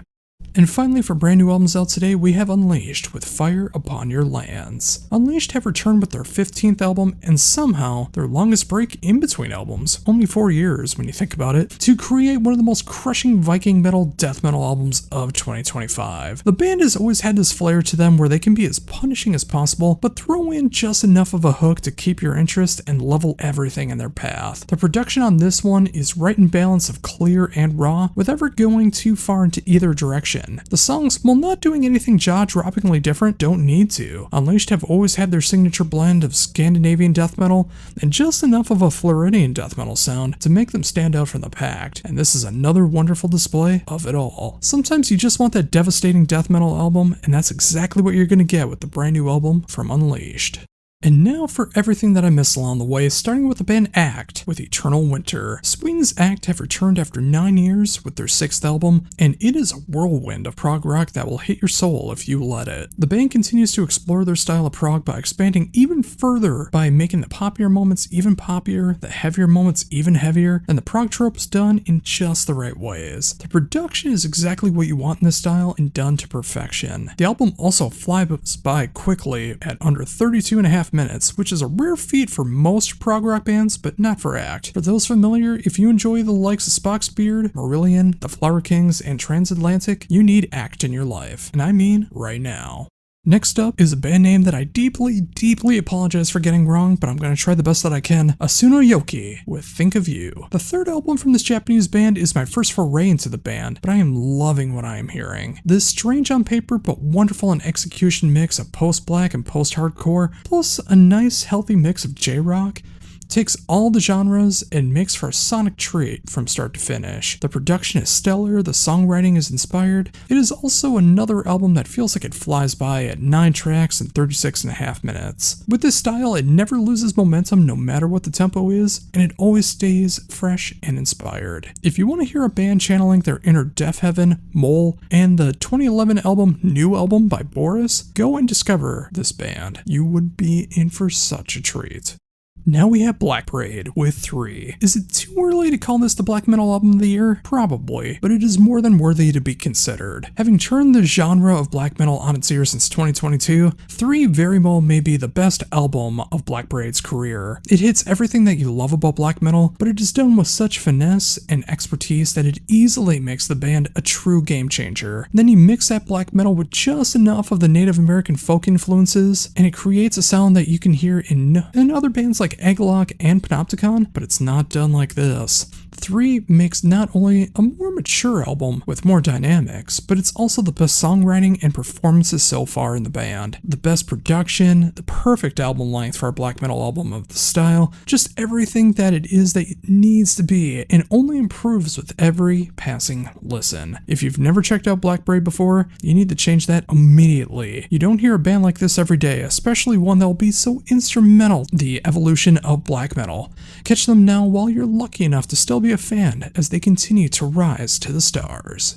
Next up we have Kulak with Eidetica. I covered Kulak earlier this year with the mesmerizing album Wayfarer, a phenomenal take on funeral doom, post-black, and progressive metal. But with this new album, it continues that trek, but in a different way. Where the former is much more of that soundtrack style that really builds up that you hear in a lot of doom and post, this album takes more of a prog metal affair, and there's so many nods to classic prog metal but still layer in that post-black and doom and those haunting vocal melodies. This has to be a companion piece to Wayfarer, and from the Bandcamp it definitely does seem to be that way, and it makes so much sense not to be. This is another Kulak album without traditional vocals, and everything is done with vocal melodies and harmonies choir-wise matching the music, proving once again that not everything needs lyrics. The production is just raw enough, but it still hits home, and the songwriting feels like it will drift away even when it gets proggy. Honestly, I can't decide which album I like more, and it's gonna be really hard to make that choice at the end of the year if I don't lump them together as one entry. This is a genre-pushing album that deserves your ears. Give it a proper listen.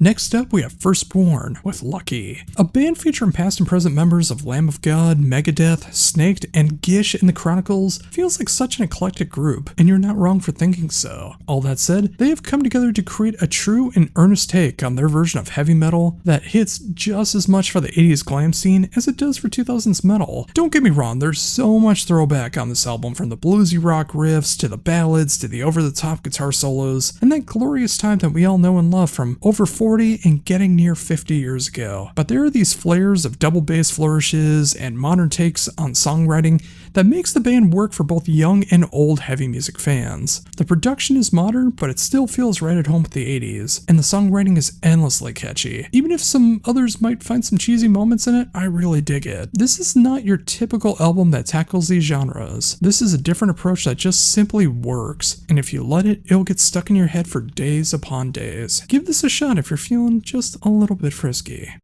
Next up, we have Hearts on Fire with Signs and Wonders. A killer display of AOR at its finest in 2025. Featuring a phenomenal vocal talents of Mark Bowles, this is the sophomore album from this group featuring members of Silent Tiger, The Babies, and Magnum. And I can't help but say this is such a fun album from beginning to end. From its excellent production and endlessly catchy songwriting, where everybody shines, this takes everything that you love about AOR and melodic rock and twists it just enough, giving it just a little bit more of a heavier edge, and it works in the best of ways. This is the kind of album that you know exactly what you're gonna get. I mean, come on, look where the band name is. I mean, that kind of gives it away, does it not? But sometimes that's exactly what you need. A hard-hitting, melodic rock AOR album, and showing what rock can still be in 2025. Put this one on, kick back, and enjoy. Now we have Live Sin with Close Your Eyes. Somehow being the heaviest yet catchiest and most varied album to date from Live Sin, her fourth album is an unexpected twist for the former Sister Sin vocalist. This easily has some of the heaviest riffs I've ever heard from her solo work, and some of the most aggressive vocal talents as well. But it still has these moments that remind you of the classic metal sound in all of its glory. The production is polished in just where it needs to be, and the songwriting, while all over the place, does make sense in context to the music. Strangely, the album can jump from Sister Sin to Doro to Otep to Huntress to Arch Enemy, and all of it makes sense. But it's that musical journey that this solo band has led us to, and I'm all for it. This is an active listening album, like you really gotta be paying attention to this one, but it is more than worth the trip. If you want a true showcase of what Live Sin is all about, check out Close Your Eyes.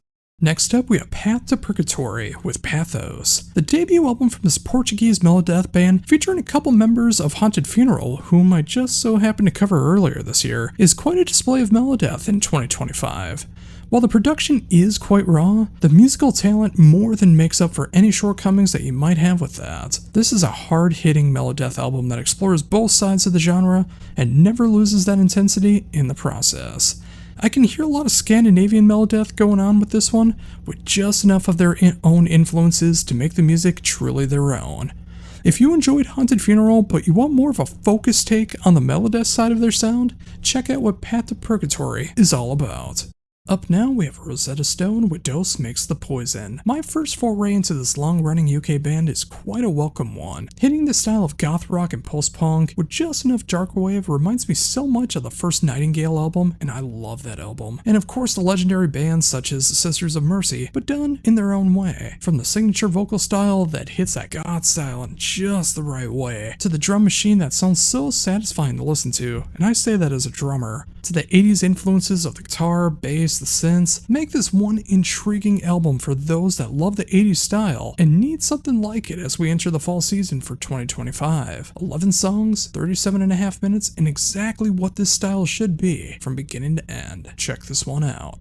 Now we have Skies Turn Black with Broken Hearts and Bad Habits. This is one of the strangest yet oddly catchy albums I've come across all year. This is a band that is not afraid to wear their influences on their sleeves and make the music that they want to make. It's not too often I can find a band that hits their inner Iron Maiden, Bullet for My Valentine, Electric Callboy, Hymn, and Carmeria, but here we are. The production could use some tweaking, but the music and its genre-bending mashups more than make up for it. With this being their sophomore album, their first since 2018, you can hear the evolution of their sound, and I couldn't be more curious to see where they go from here. This absolutely won't be for everyone, but for those that are adventurous but still want something very catchy, you really need to give this one a shot. Here we have Technologist with Reborn. The debut album from this Manchester band is a highly infectious slab of progressive death metal that I never could have expected. Hitting moments that remind me of Mutiny Within and Thematic, to some of the heavier ends of bands like Native Construct and even Between the Buried and Me, but all done with this level of class and self-awareness. This is the kind of album that will make you both think musically and on a lyrical level, and to me, those are always the kind of albums that are worth going back to time and time again. From an excellent production style to an album that's just a little over 32 minutes, it gets in with its prog message and it leaves you wanting more. And I can't wait to see what they do next. If you want to see what happens more on the catchier side of progressive death metal, check out what Technologist is all about.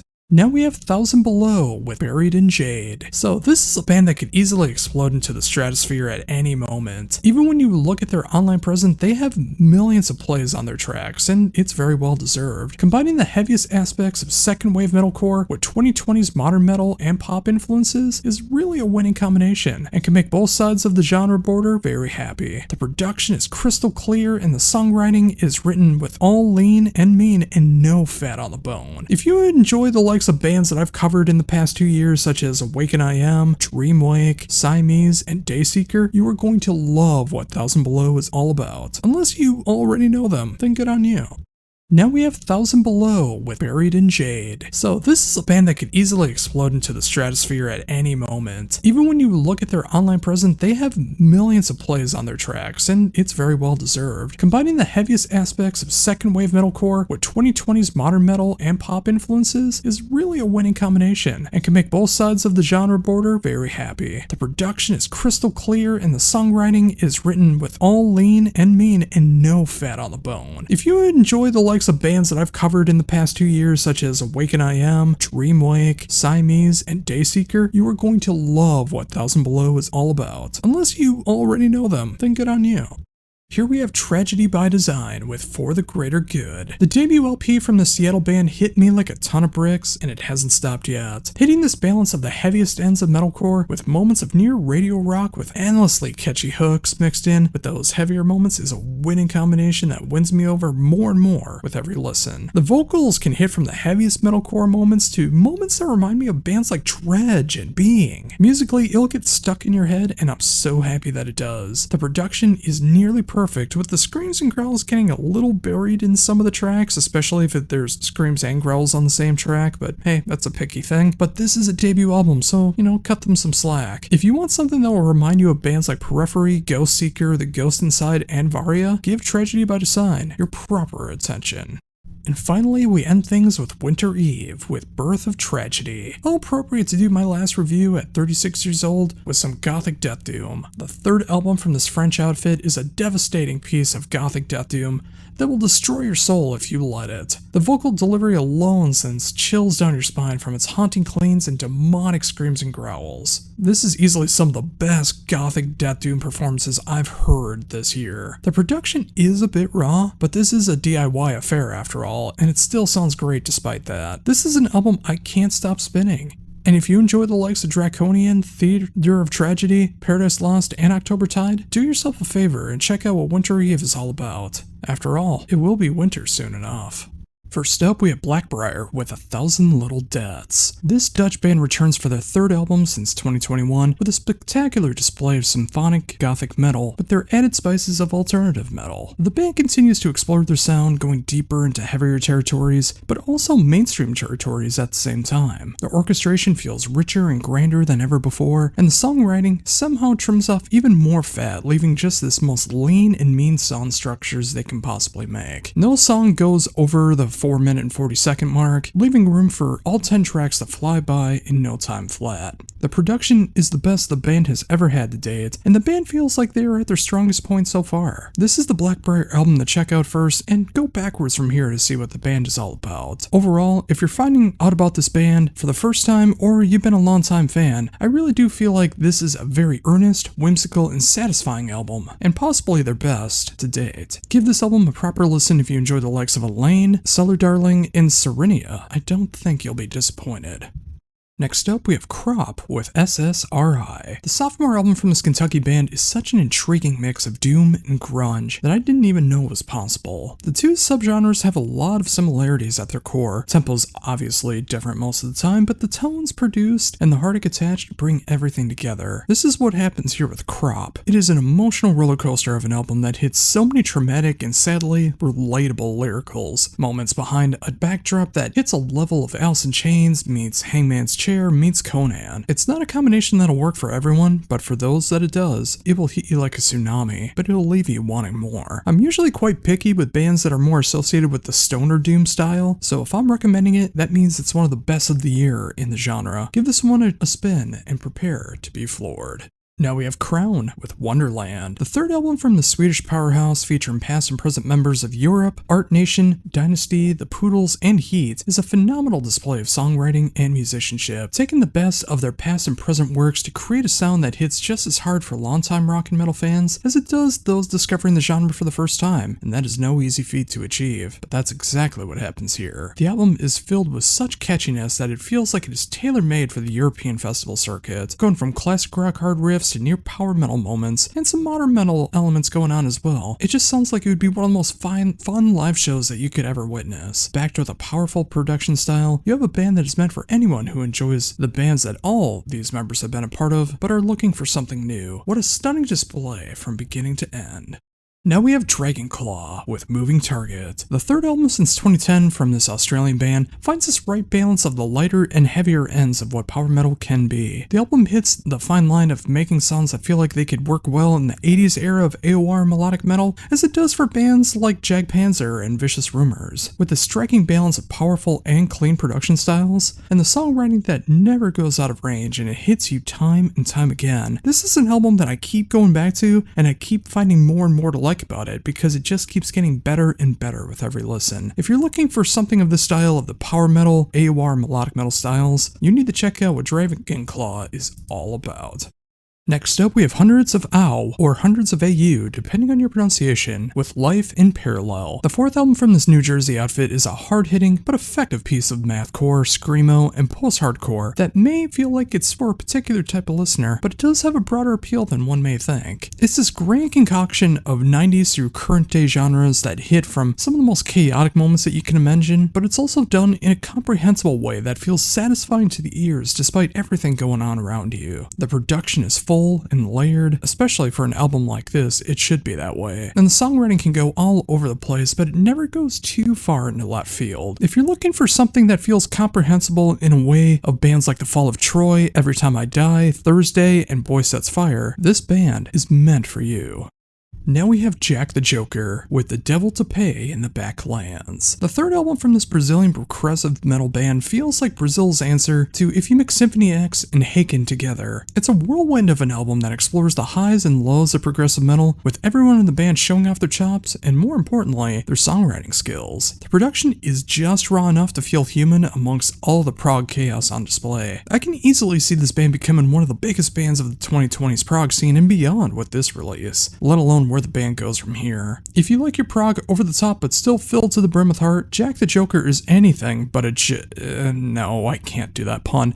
Let's just say this is one of the best prog albums of 2025, bar none. Next up, we have Mob Rules with Rise of the Ruler. Mob Rules returns with their 11th album since 1999, and it feels like the band has never lost a step. The German melodic power metal band has always had their signature sound, changing things just enough to never sound like a carbon copy of their previous work, but never losing what made them stand out to begin with 26 years ago. The production fits like a glove, and the band hits everything you love from them, from their songwriting, the earworm solos, the insane vocal ranges, to just rocking it off, and just heavy enough sound that can't be topped in this style. If you somehow have never heard this band before, you are missing out. This is easily for anyone who enjoys the likes of Hammerfall, Gamma Ray, and Stradivarius. The Mob Rules still rule after all this time. Check out Rise of the Ruler. Next up, we have Old Machines with The Cycles of Extinction. The debut album from this Portland outfit is one of the most intriguing pieces of symphonic black metal I've heard all year and beyond. While having this defining sound of symphonic black metal, the band also explores progressive, avant-garde, and futuristic tendencies you don't normally hear in this genre. The production is quite raw and blistering, and it does give off this mid-90s black metal production style that many will find rewarding. It feels like this unholy mix of Bal Sagoth, Limbionic art, and Ison's solo work fused to make a new era for the genre in 2025. I can't say this will be for everyone, but if you're looking for that classic yet present day but also futuristic look at symphonic black metal, you should give this one your proper attention. Now we have Reinforcer with Ice and Death. The sophomore album from this German band is my first foray into the band, but I am no less floored by what I'm hearing. What a stunning display of how to make heavy and melodic power metal together. The songwriting cuts like a knife and the production value feels classic but authentic. Everyone shines on this album, and you can hear that with the more spins that you give this one. It flies by at just 9 songs, but it has this instant replay value for anyone who enjoys the likes of Blind Guardian, Powerwolf, Maiden, and sadly, Iced Earth as well. For any fan of power metal, you need to give this one your proper attention. Now we have Rust and Rage with Songs of Yesterday. The sophomore album from this Finnish AOR band feels like a modern step forward for the genre. While still maintaining the classic sounds of bands like Dokken, Kiss and Dynamite, Danger Danger, and Crash Diet, the band is forging their own path, with just enough modern influences to pay tribute to the past, but still hit hard for the 2020s fanbase. The production pounds, and it's so punchy, and the songwriting is endlessly catchy. This album feels like a time warp of the past and the present in all of the right ways, and that's exactly what this genre needs. If this sounds like something that would be for you, trust me, it will be. Go and pick this one up. Now we have Skull Revenge with State of Oblivion. The debut album from the Swedish outfit is such a rewarding experience for those who enjoy the melodic and heavy metal side of power metal, featuring guest appearances from the likes of vocalists from Narnia, Therion, MOB, and more. This is an album that pays tribute to their heroes, but still forges their own path in what can be done in this style. The production hits hard, while the songwriting hits this level of catchy that gets more and more satisfying with every spin. If you want a band who hits those levels of bands like the aforementioned Narnia, Avantasia, Dream Evil, and Therion, go give this one some proper love. This might go under the radar, but seriously, this one is more than worth checking out. Now we have Visitant with Rubidium. The debut album from this Floridian band featuring members of Abiotic and Accursed Creator is an album for the ages, combining a passion of melodeath, death metal, symphonic black metal, and more all rolled into one is no easy thing to achieve without sounding like a hodgepodge, but the band does it in what sounds like such magnificent ease. The production is spellbinding with how powerful and clear everything comes off, and the songwriting keeps you on the edge of your seat from beginning to end. This is how you create a new path forward, all paying tribute to your influences along the way. If you want to mix a Naglfar, Arsis, the Black Dahlia Murder, and even some Opeth, go check out what this band is all about in all of their glory. And finally, for brand new albums out today, we have White Mantis with Arrows of the Sun. The sophomore album from this German thrash band is an excellent display of mixing the German and American styles of thrash together for the greater good. From its raw but effective production style to the songwriting that goes all over the place but never loses its intensity, White Mantis is pushing the envelope of what thrash can still be in 2025. The album flies by so fast that you may not even realize it's over when it is, but that's all the more reason to go back and spin it once again. This is for anyone who's looking for an unholy mix of Sodom, Creator, Warbringer, and Exodus with their own blend of herbs and spices to fill out that sound. If you are a thrash fan, you deserve an album like this. And if you want a boundary-pushing album of thrash, check out what's possible with the latest album from White Mantis. And now for everything that I missed, starting with Burnt Tapes and New Lungs. The sophomore album from this UK band hit me like a tidal wave of emotions, and all I want is more. Too heavy to be indie rock, not heavy enough to be hardcore. Burnt Tapes hits this fine line of indie punk that knows how to focus on the emotional side of the genre while still showing off their songwriting and musicianship. The closest comparison I can make, as I'm not really well versed in the genre, is the band Spanish Love Songs. And that is a very good thing to me. At 10 tracks and 30.5 minutes, this will come in with songs that speak true to the state of the world, personal endeavors, and more, and leave you potentially as an emotional wreck. And you know what? I wouldn't want it any other way. Now we have Haunt with Ignite. The 11th album from Trevor William Church, and released on his birthday no less, back on August 13th, is a stunning look at the state of the world in a very personal way. This album is filled with emotion that seems to hit just extra hard in these times that we're living in, and it feels quite, well, there's no other way to put it, lonely. Especially the back half of the album feels like some of the most personal and emotionally driven songs Haunt has ever recorded. The first half is not without its charm though, as it has more of that traditional songs that you would expect from the band. The production carries over from their previous album, 2024's Dreamers, and it sounds incredible. I love this production style, and Trevor, if you're listening, please never lose this production style ever again. The songwriting is lean and mean, and no song is over the 4-minute mark. I love my heavy metal and revive metal fun, but this is not a fun album. This is a serious album that strikes hard at the soul and at the world that we live in, and honestly, I wouldn't want it any other way. Is this the best Haunt album yet? There's an argument to be made. Maybe it's a little too early to make that claim, but it is without without question one of the best straight-up heavy metal albums of the year, and that is something that we all deserve to have in our lives. Next up, we have the Lucidia Project with the Twilight Affliction. The debut album from this Fargo band is not something I would have expected from a neighboring state of mine, but I couldn't be happier that it exists. Combining elements that feel like that they shouldn't really blend together on an album like this, but it simply works from beginning to end. The album primarily focuses on more of an alternative rock, alternative metal, symphonic metal sound that hits at the right kind of death doom, and it makes the music even more powerful. Every song is catchy in its own way, whether it goes into almost radio rock territory or the deepest recesses of what death doom could be. Imagine a band that combines the Last Fair Deal, Gone Down era of Catatonia, mixed in with some Dark Tranquility, and a healthy heap of Camelot. And you have a band that may not be for everyone, but it's definitely for me. If you want something like this, you owe it to yourself to check this one out. Next up, we have Madhouse, or Modhouse, because it has little dots over the A, it all depends on your pronunciation, with Plead the Fifth, one of the most fun glam albums of 2025, and that is not a sentence you often read anymore, as the heyday of the genre was well over 40 years ago. But thankfully, there are bands like Madhouse that want nothing more than to bring back that sleazy, dirty, and fun style of heavy metal back into the world without making it feel like a gigantic meme, and you know those bands that I'm talking about. The fourth album from this German band does nothing revolutionary, and they don't need to reinvent the wheel. This is just a fun, forward-of-the-floor rock from yesteryear album updated enough with 2025 production and filled to the brim with killer songwriting and musicianship. If you love the likes of Rat, Skid Row, Whitesnake, and Warrant, you will love everything that Madhouse brings to the table. Now we have Panopticon with Laurentian Blue. The 11th album from Austin Lunn is technically the first full-on take of full-on folk, acoustic, and Americana for a full-on album. The first came with part 2 of The Scars of Man on the Once Nameless Wilderness 1 and 2, as that was on disc 2, but that was only half of that double disc album. And this is also a companion piece to the masterpiece that is 2021's And Again Into the Light. It's an album of sheer beauty, but it will tear your soul apart musically and lyrically. It's an isolating album that feels like it was written about the winters of northern Minnesota, and wouldn't you know it, that's exactly what the album is about. If the counter album is about the rest of the year in Minnesota, this is by far the winter album. I have a bit of a bias when it comes to Panopticon, as they're one of my favorite bands of all time, and I also happen to live in the same state, and so many of their songs, from Roads to the North onward, feel so relatable on an emotional level, as I was raised around the areas that are talked about, and it just reminds me of both the good and the bad times from the past and the present. This album feels like a full-on tearjerker from the music alone, and while if you are just a die-hard rock or metal fan and can't appreciate the album that goes into this kind of style, I won't condemn you for that, but I will say you should release your preconceived notions and give this one a proper listen, as you may find out you really enjoy the music. Without question, this is my favorite non-metal album of the year, and it's a great representation of rustic Minnesota in 2025.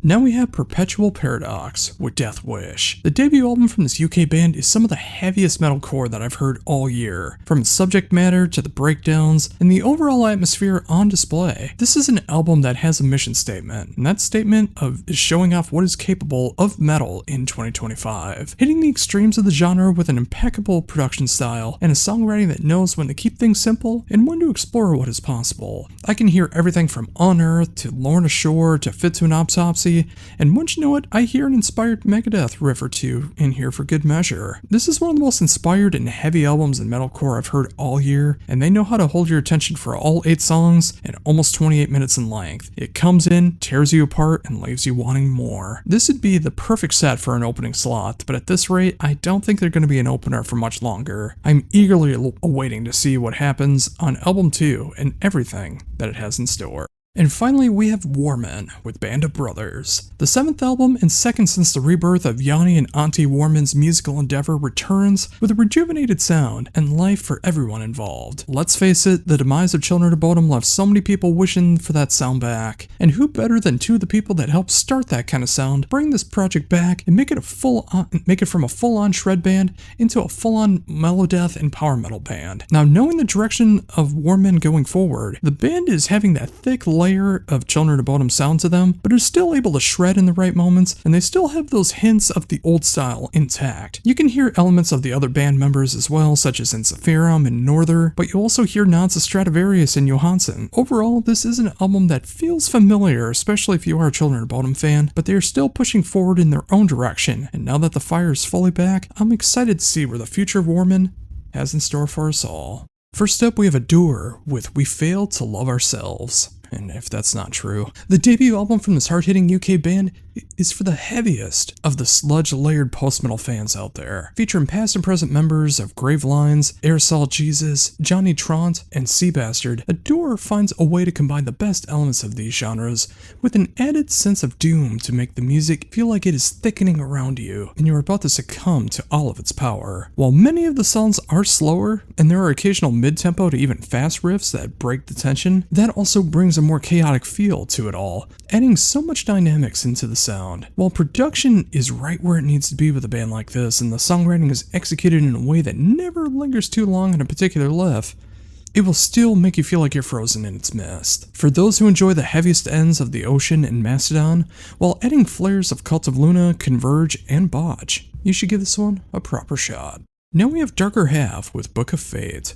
The Australian band's 5th album is a proper showcase of what can be done when you write some of the catchiest riffs in melodic metal, but still have this power metal tinge to it all. While the band started off as more of a thrash band, the band has become more of a power metal and melodic metal band, and that really works in their favor. The production is pure 80s, and the songwriting, while it does show off some chops, is all about writing the best material possible as lean as possible. This is much more for those who enjoy the likes of Dokken, Giant, and yeah, even Iron Maiden. Overall, the slow shift in sound is exactly what the band needed, and it makes the band enjoyable time and time again.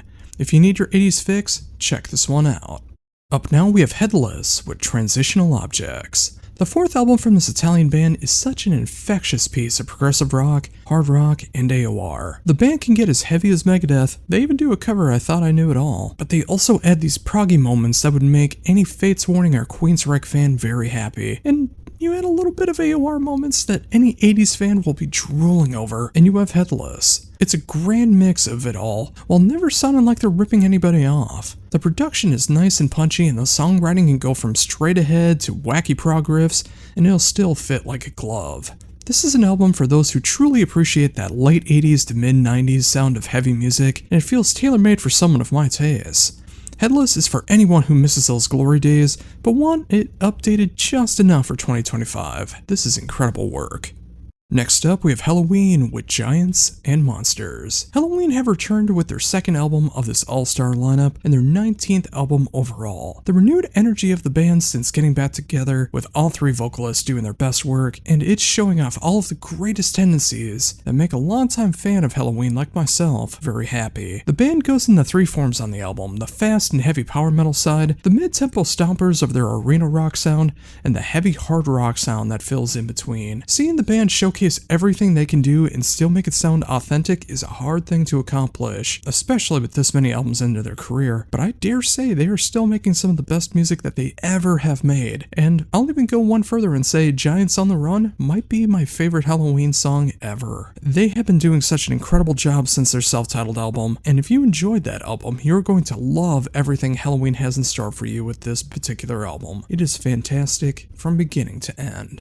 Next up is a band I think is pronounced IHLO, I-H-L-O, with Legacy. The sophomore album from this UK prog band is such a tight and unique experience. The band can hit some of the most melodic moments you've heard in progressive metal in 2025, and then balance it out with some of those crushing elements of the genre to make this a perfect blend. While most of the songs are on the longer side for the average listener, and pretty short for the average prog fan, the band never feels like it is meandering or losing grasp of the point. Everything on here is done with such a fine point to it all, and it makes for a much more memorable experience every time you listen to it. The production is crystal clear and the songwriting and musicianship is top notch. This is a band that knows when to show off and when to play for the song. If you enjoy the likes of Distorted Harmony, and please come back, Textures, Vola, and of course Haken, this is a band that you need in your life right now.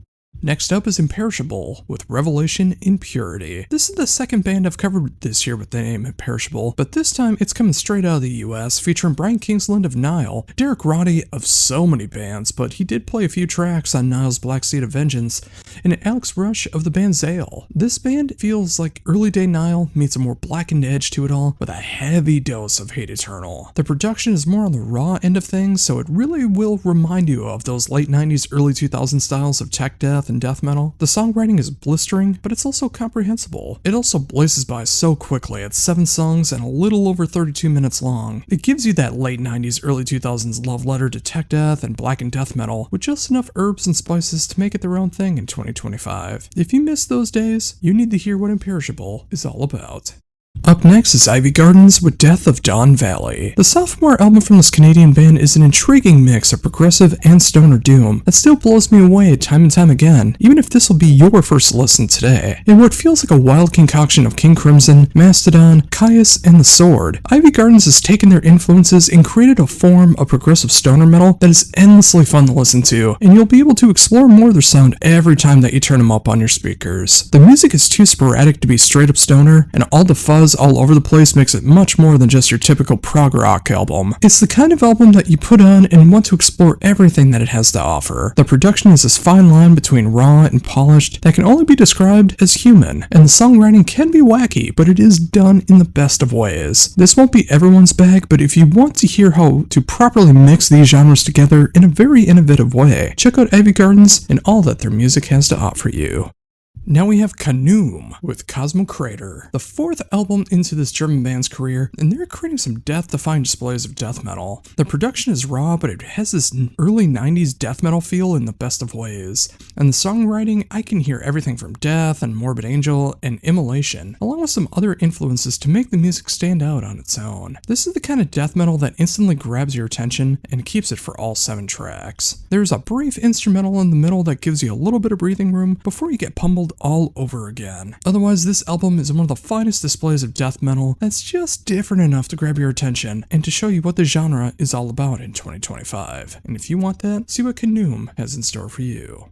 Next up, we have Pink Shift with Earthkeeper. The sophomore album from this up-and-coming band is an album that is sure to bring a lot of fire to their sound and the world that we live in today. It is an angry display of what we have done to the world and what a short time that we have left. Using everything from its resources to how we treat each other to how we treat ourselves is on full display here, and it's quite the cathartic look. You match that up with the alternative metal sound that hits everything from radio rock to more Slipknot tendencies to this unexpected pop-punk sound that at least I didn't see it coming. It's a band with so many layers and with a great message. I will never go as far to say that this will be for everyone, especially for those who normally check out the list that I do, but this is an album that feels like a battle cry for trying to salvage what we have left of the world and for ourselves. If that's not enough to give it a spin, I don't know what else I could possibly say that would. If you have an open mind, give this one a listen. Now we have Rising Steel with Legion of the Grave. The 4th album from this French heavy metal band hits everything that you love about metal of yesteryear, but done in 2025. From the vocals that remind you from everything from Messiah of Candlemass to Rob Halford of Priest, to the musicianship that feels as tight and as memorable as Maiden and Priest, while still having this flair to it all that reminds me so much of bands like Riot, Manila Road, and Candlemass. It's a dark album, especially in its themes, and it will hit right at home for those who enjoy the new wave of British heavy metal sound mixed in with other influences that make it not sound like a carbon copy band. A lot of the proto-metal, proto-doom, doom, and proto-power metal. If you want some authentic heavy metal, you can't do much better than Rising Steel. Now we have Salu with Night. There has been an influx of bands that are capturing that Nordic folk sound that is nearly metal over the past several years. But I've yet to hear one who's done it quite like what Salu has brought to the table. The 6th album from this outfit is such a dynamic and emotional journey of an album that hits in all the right ways. It can hit you so hard with some heavier elements, but sweep you away with its captivating and warlike anthemic sounds that can only be truly appreciated by just giving this album a spin. The production is pitch perfect, and the songwriting feels like it's a true soundscape to yesteryear. Of course, there are bands like Fawn, Heliong, and Wardruna who have done this style, but none of them have done it like Salu. Give this one your full attention and proceed to drift away into that endless ocean. Now we have Ursa Wrath with Emergence. The debut album from the Seattle band is quite the punch of progressive, thrash, and almost black metal elements. It feels like Goat Whore if they were a little proggier. It feels like Power Trip if they embraced more of their evil tendencies. It's a great combination. The band has also occasionally hit these more sludgy moments that you just don't see coming, especially on that first listen. But they hit you just as hard as anything that you would hear from the likes of Pallbearer or even Thou. You mix all of this into a raw but punchy production style, and you have an album that more than lives up to its title. The album emerges and feels like it will destroy you. If you want to hear a mix of these genres done in a very earnest way, see what Ursa Wrath has in store. It's quite a mighty fine mix.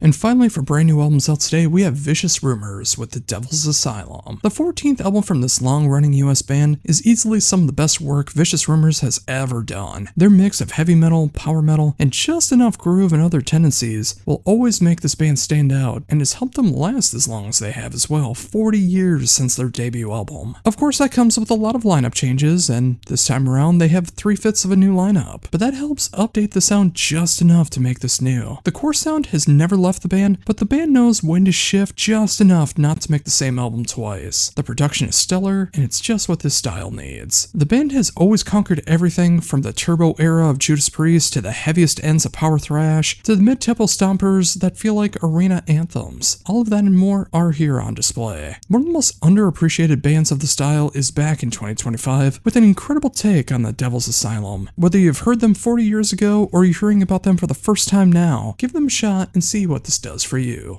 And now it's time for everything that I've missed along the way, starting with Basque and The Turning. The 4th album from the South Carolina band is my first foray into the band, but I fell in love with this sound. In what feels like a haunted and evil mix of Americana, indie rock, and Southern doom, Basque is creating a unique sound that gives me hope for what can be done when you continue to genre bend. I can hear Baroness, Pallbearer, Yes, and even some indie rock and Americana thrown together to create a sound that is uniquely their own, and it takes you on a journey that you simply don't expect if you're not familiar with this. I'd love to see these guys do a tour with a band like Panopticon or Wayfarer. I think there's enough differences between all of them, but they are similar enough to make for a very exciting night of music. The production is top-notch and the songwriting is dynamic and ever-branching. This is an album that won't be for everyone, but for those who want to explore what heavy music can be, you need to check out what Basque is all about immediately.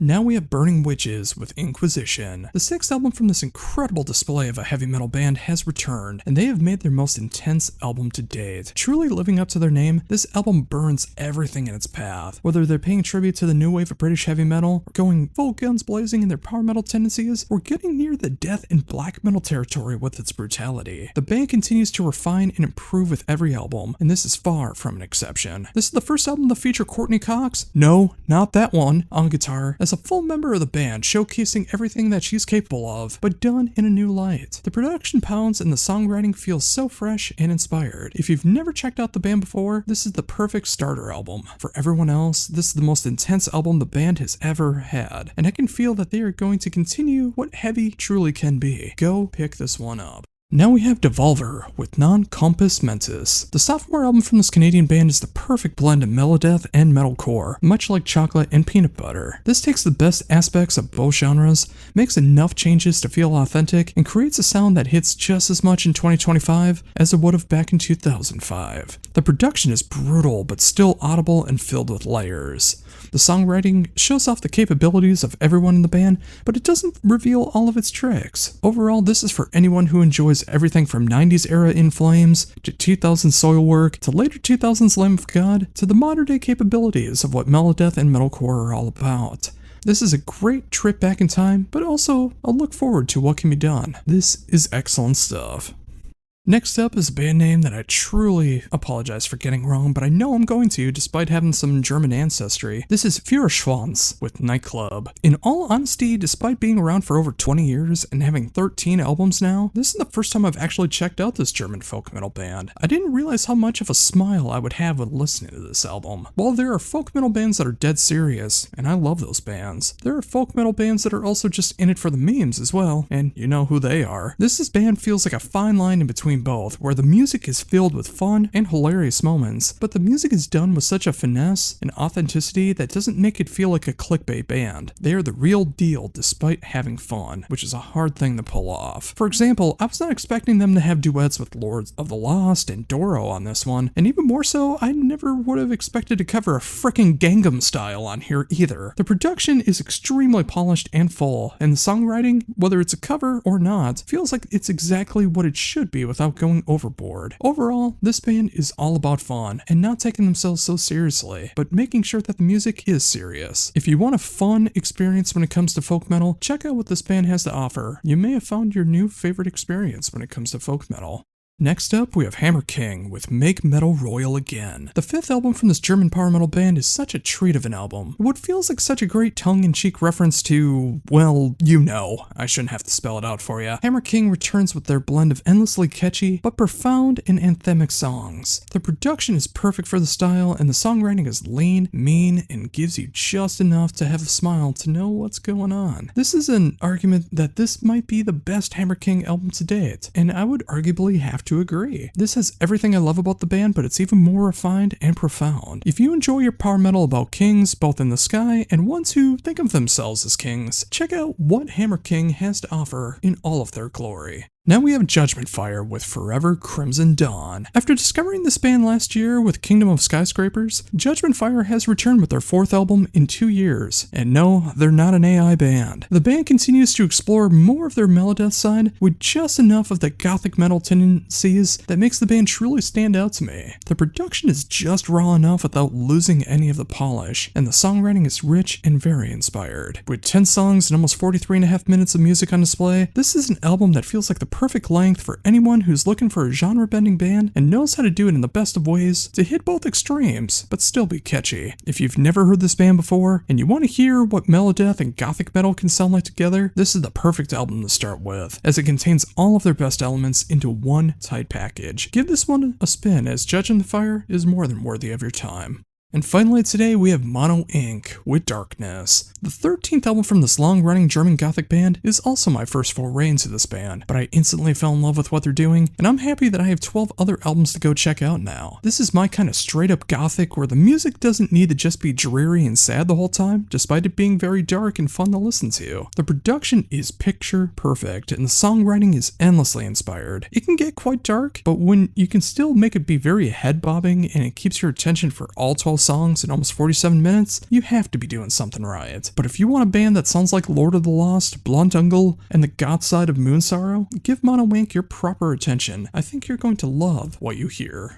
First up, we have Ambush with Evil in All Dimensions. The fourth album from the Swedish heavy metal and revival metal band feels so good to the musical soul. It's everything you love about that mid-70s through early 90s heavy metal sound, but with just enough updated production to hit you at full force. Everyone shines on this album, whether they're going full guns blazing, more mid-tempo, or simply showing off their abilities in a musical way, and not in a wanky way. 9 songs, almost 41 minutes of pure heavy metal. I simply can't sell it better than that. Whether you love Judas Priest, Enforcer, Early Day Striker, or Steel Wing, Ambush is the band for you. Next up, we have Bless the Fall with Gallows. Real talk, I have not checked out this band since I saw them live in 2008, opening for Avenged Sevenfold, Bullet for My Valentine, and Atreyu on the Taste of Chaos tour. I can't believe it's been that long. And it's only been in recent times that I've given anything past second wave metalcore in this style a chance, as I finally let go of my inhibitions and realized that I should just like the music that I like. That's why my weekly lists are so frickin' diverse in heavy music. Seeing that I got the 7th album from this Arizona band, I figured I should give them a shot again, and I'm really glad that I did. While I remember enjoying their debut album, 2006, His Last Walk, this was before giving them a real proper shot like I would have now. The band is considerably grown over the last 19 years and easily for the best. The heaviest parts are even heavier than before, the poppy moments are catchier than ever and more present, and the songwriting, while being diverse and expansive, is still cohesive and it all makes sense. The production is rich and full and helps add some extra power that helps to the enjoyment. Overall, this is an album that I know won't be for everyone, but if you want to venture into what can be done with metalcore, alternative metal, post-hardcore, and modern metal from a band that's been going for nearly 2 decades now, check out Bless the Fall in 2025. Now we have Condition Critical with Degradation Chamber. The third album from this New Jersey thrash band is some incredible love letter to the past and present of thrash. While so much of the band you can hear influences of bands like Creator, Slayer, and especially Demolition Hammer, you can also hear nods to bands like Warbringer, Municipal Waste, and Power Trip. I will never feeling like a ripoff. The production pounds and it feels so satisfying. The songwriting is deeply inspired, and I can only imagine the kind of pits this will induce in a live setting. 9 songs, almost 34 minutes long, and it still leaves you wanting more. If that's what you want in your thrash metal, make sure to check out Condition Critical. Now we have Cult's Burial with Collapse of Pattern, Reverence of Dust. The third album from this UK duo pushes the boundaries of what can be done in black and death doom. The album is grim and full of terror from beginning to end. Whether they get near funeral doom territory or they go full-blown chaos, the band has this style down and they know how to manipulate it to the best of their abilities. The production is clear, but can also be overwhelming with the extreme sound presented. It can go from My Dying Bride to Portal on the flip of a switch, and it never feels out of place. Cult Burial is for anyone who's looking for pure brutality, no matter the tempo. You're not going to find an album quite like this in 2025. Next up, we have Falling Leaves with The Silence That Binds Us. The sophomore album from this melodic death doom band feels like it was tailor-made for my taste. It hits everything you love about the genre, from the tear-jerking melodic moments to the depressing lyrics to the overall atmosphere that is unparalleled by anything outside the genre. The production is outstanding, but of course, when it is mastered by Dan Swano, it's going to be. This is easily a contender of the year for best melodic death doom album, without question. If you want a mix of Woods of Ypres, November's Doom, and Swallow the Sun, you need to check out what Falling Leaves is all about. Next up is Gallahorn's Wrath with The Silver Key. Symphonic black metal is in short supply in 2025, but thankfully, when we get it, it is always of pure quality. The debut album from this international band has blown me away with its authenticity and prowess. This album knows when to lead you on with a seductive symphonic touch, and then go in for the kill with its brutality. The vocals are a unique touch for the genre as they feel closer to death metal growls, while still having those black metal screams as well, which makes the band stand out amongst the rest. It gives me reminders of bands like Karak Ingrid, Dimmu Borgir, Septic Flesh, and even Emwa when it gets to its most primal. This is a sophisticated album that has no problem showcasing all the extremes that they can accomplish. If you need your fix of symphonic black metal, check out Gallahorn's Wrath.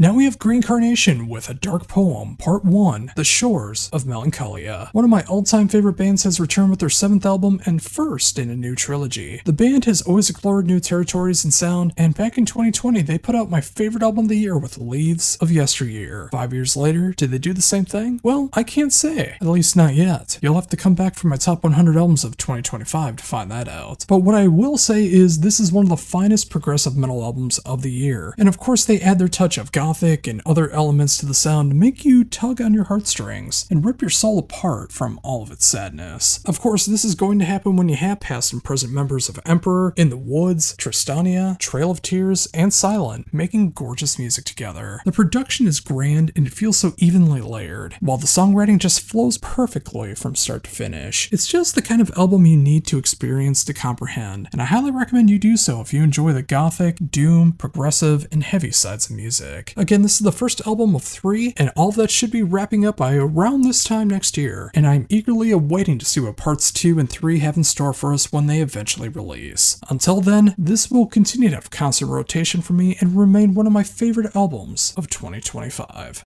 Next up, we have Nailed to Obscurity with Generation of the Void. It's been quite the wait since 2019's Black Frost, but thankfully this German band has returned with their 5th album, and it's the haunting beauty I hoped it would be. Being a longtime fan of the band, they hit this perfect blend of melodic death doom in the vein of Swallow the Sun, Insomnium, and In Mourning, but especially on this album, you hear more melodeath moments that remind me of bands like Dark Tranquillity and In Vain, which makes the album that much more varied, and especially very enjoyable. Mixing things up to be a little bit catchier was the right choice, and it makes for a dynamic experience that couldn't be more enjoyable from start to finish. Nailed to Obscurity is one of the most underappreciated bands in melodic death doom, and I truly hope with Generation of the Void, they will get the love and respect they deserve from around the world. This is simply how it's done. Now we have Primal Fear with Domination. Somehow, someway, Primal Fear has been around for 28 years and have now just released their 15th album. Even more shocking, they may have put out their best album to date. Every time I spin this one, it gets more infectious and it hits you even harder. The album has everything you want from the band, from full guns blazing power metal to arena rock style mid-tempo stompers, and even some ballads to balance things out. What makes this album work is the execution. There's a new fire in this band that has been rejuvenated, and you just don't expect that from a band that's been around for almost 30 years. Granted, a big part of that is the new lineup, but that is not the only reason. The band went out of their way to make the best music possible before the lineup was even finalized, and you can tell this is an album where they are proving that they are still here to stay. Everyone shines in some way on this one, and I can only imagine how insane it would be to hear these songs in the proper live setting. This could be the best Primal Fear album to date. If you think this album is good, I can't wait for the next one when the band truly shows off what this new lineup is capable of. Until then, Primal Fear continues to, well, dominate. Sorry for the pun. Next up, we have The Rods with Wild Dogs Unchained. 11 songs and 46 years into this band's legacy, and they continue to age like fine wine. This album has everything you love about that classic heavy metal sound, from the monster ballads to the mid-tempo stompers to its fast songs. This is a loving tribute to what the band has always been about, but just updated for 2025. The production is crystal clear and everyone shines throughout this one. All 10 songs sing loud and proud, whether it's songs about needless war, Car Named Hurricane, or simply rock and roll. The fact that they are still making music this good after all this time is a true sight to behold. Give this one a shot if you enjoyed the classics but want it modernized just enough. I can't imagine you'd be disappointed. Next up is Speed Queen with a Bang. The debut album from this Belgian band is heavy metal personified. Every aspect of the genre is here on full display, and it's everything you want it to be. The production is vintage sounding but still has this bit of modern touch to it, and the songwriting will remind you of the classics like Motorhead, Maiden, Exciter, but with this revival metal nuances of bands like Venator, Enforcer, and at least early day Skullfest. 10 tracks, 40.5 minutes of pure, unadulterated classic metal. If you love the genre, you need a band like Speed Queen in your life. You are truly missing out if you don't check them out. And finally, for brand new albums out today, we have Still in Love with Recovery Language. The debut album from this UK hardcore band is quite impressive, but that shouldn't be a shock. Featuring a lineup of members of Bring Me the Horizon, Dead Swans, Throats, Brutality Will Prevail, and Last Witness, this band knows the genre well, and they are able to put their own herbs and spices into the mix to create a one-of-a-kind hardcore sound. The production is stellar, especially for the genre, and the songwriting is filled with fury that you can only get in hardcore. This album goes hard at 8 songs and under a half hour long, making this the perfect opening set to see live. Hardcore has been hit or miss for me this year, but sometimes it takes a true, earnest approach for me to appreciate it. That's what Still in Love has accomplished, and it'll still leave you wanting more. And isn't that exactly what you want in a hardcore band? And now for everything that I missed, starting off with Arcadia, with Exodus of Gravity. The sophomore album from this Atlanta band featuring Brown Daler is an experience unlike any other that I'm familiar with. Drums, keys, synths, and vocals make up this entire album, and it truly makes it feel like it lives up to the album's title. It feels like there's a true absence of what we know. Everything is backwards and out of place, which brings in chaos and, oddly enough, clarity. The music is so catchy with its hooks, but it feels so strange with no guitars or bass guitars on this album. The lyrics feel abstract, though the more you listen, the more everything starts to sync together. The fact that it feels so futuristic but relevant at the same time is no easy thing to achieve, but it's done here in a way that is so satisfying to the ears and leaves you wanting more. At 12 tracks and almost 50 minutes, it takes you on a full-blown journey and leaves you right where you started. This will not be for everyone, but for those who are wanting something just a little left to the center of what you normally listen to, and it can still grab your attention, check out what Arcadia is doing with Exodus of Gravity. Now we have Confession by Silence with Repentance in Time. The third album from this German outfit is my first foray into the band, and it's a phenomenal experience. Hearing elements of melodeath and metalcore and even some progressive metal mixed in with some rich keyboard-driven symphonic sounds, and it just simply works. The presentation is stellar and the songwriting is deep and inspired, and the musicianship on hand shows the band knows when to go heavy and when to go proggy and when to go majestic. At 12 songs, this is just about 46 minutes minutes long, this has everything I could ask for in its sound and somehow continues to give with every repeated listen. If you want a familiar but brand new musical experience in the melodeath, metalcore, symphonic metal, and progressive metal sounds, check out Confession by Silence. Now we have Corridor, or Corridore, I'm not entirely sure, with Abandon. The sophomore album from this Wisconsin band is quite the experience, and I am loving what I'm hearing. Mixing the post-rock and post-metal sound with just enough black metal elements to not be full-on post-black, but it's also not that far off from it, and it makes it very unique. The production is raw, like you would imagine in atmospheric black metal, but not unlistenable, and can be very intuitive. The songwriting feels like a mix of Inter Arma and Nothing if they started a band and wanted to make it more blackened. At 5 songs and almost 41 minutes, this is the type of post-metal that a fan can appreciate on the black metal side of things, or a black metal fan can appreciate this for the post-rock and shoegaze side, all while sounding different than what you typically hear in post-black. If that's for you, you need to see what this band is all about. Now we have Cruel Bomb with their self-titled debut. The debut album from this Pennsylvania band is a remarkable display of what thrash metal still can be in 2025. While maintaining a core sound of legendary thrash, it begins things with just enough of a power trip style hardcore feel that makes the music feel so much more intense. The production punches you with its low end and leaves you wanting more. This is an album that does not let up its momentum. It's either fast or faster. At 12 tracks and just a little over 34 minutes, this is the kind of album that makes you feel like it should be played in its entirety live before you see one of the legends of thrash play. Also, it's one of my personal favorite album artworks of the year. If you want a band that channels Nuclear Assault, SOD, Slayer, and Power Trip, check out Cruel Bomb. Next up is Designer Disguise with Colder Blue. Now this is a very intriguing album to me. The third album from the Seattle band is something that instantly grabbed my attention for reasons I already dug, and for new ideas I've never seen explored in such a way. There is this 2010s to 2020s metalcore style going on through and through, but they will incorporate elements of pop, jazz, hip-hop, and other elements to make this one of the most accessible albums of a heavier genre I've heard in a very long time. This is 100% not for everyone, but it does have a little something for everyone of the mainstream styles, if that makes sense. The production is stellar and the songwriting is just earworm after earworm. For those who normally check out my list, proceed with caution. For those that don't normally check out my list because I cover too heavy of music, check this one out and see if it can be an entryway into those heavier side of things. You just may be surprised by what you hear.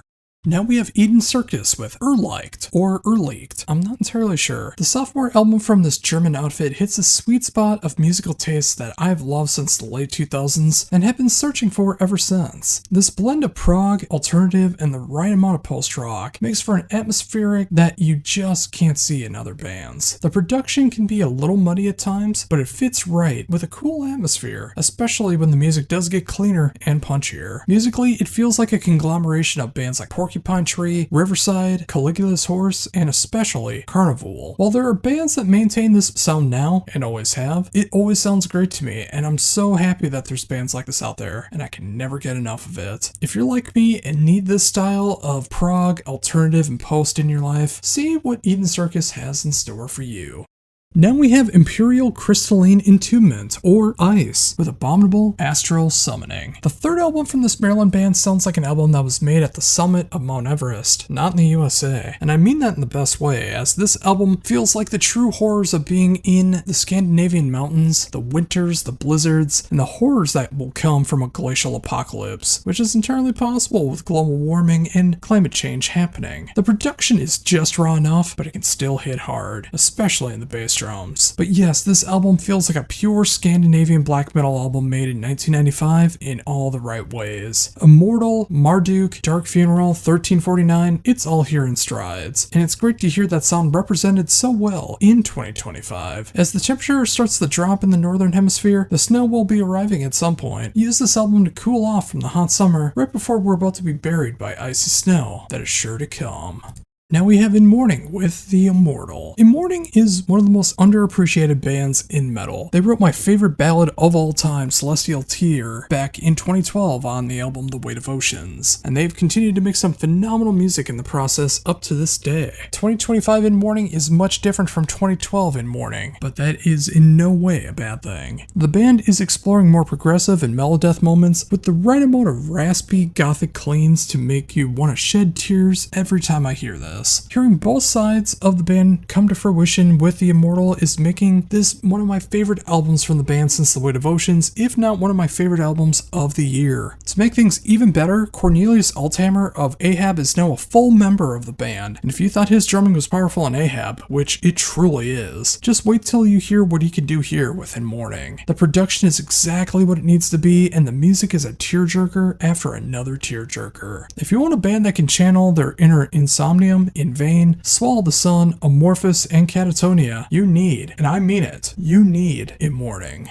Now we have Irony of Inertia with The 11th Moon. The debut album from this Finnish band combines the best of gothic death doom in its longer forms and the best of mellow black in its shorter tracks to create a one-of-a-kind experience that just gets better on every repeated listen. While the production is a bit unpolished, that also adds to the charm of the album, as it is quite dark and it goes through many emotional moments. At 5 songs and a little over 40 minutes, this feels like a mammoth album to get through due to its track lengths, with some songs being very long and some being much shorter, but if you love those genres, it is more than worth the trip. In what feels like a whirlwind of sounds from bands like October Tide, Morgu, Dissection, and Nagelfar, give Irony of Inertia a proper spin. Next up is a name I'm absolutely going to butcher, and I deeply apologize for it, Izzy Leal with Moonbow Rebellion. The sophomore album from this Japanese outfit is a phenomenal display of symphonic metal done with a worldwide appeal, and I do mean worldwide. Some elements are tailor-made for the Eastern audiences for fans of Versailles, more traditional heavy metal elements of bands like Stratovarius and Nightwish for the Scandinavian sound, and some more Western modern metal elements of bands like Killswitch and Gage. But there's also so many other flavors I'm not even going to mention here because I want you to discover them on your own. It's unlike a lot of music that you typically hear, but it is more than worthy of your time. 9 songs, almost 45.5 minutes. This is an album that is made for the pure love of music, and there's no greater endorsement that I could possibly give. Seriously, expand your horizons. Give this one a shot. Next up, we have Manigarm with Edsveren, arguably my favorite straight-up Viking metal band in the more traditional sense. This legendary band has returned for their 30th anniversary and their 11th album, and it is a powerhouse of an album. Everything you expect from the band is here, from the heroic Norse metal sound to the extreme black metal elements to folk metal sections that just gives everything that right kind of authenticity. The production will pulverize you, the songwriting is fresh and inspired, even after all these years of songwriting behind them. When I hear Viking metal, this is the kind of band that I think of, and for good reason. If you enjoy the likes of Tearfang, Moonsorrow, and Bathory, especially the folk metal era of Bathory, this is one that you need to check out in 2025.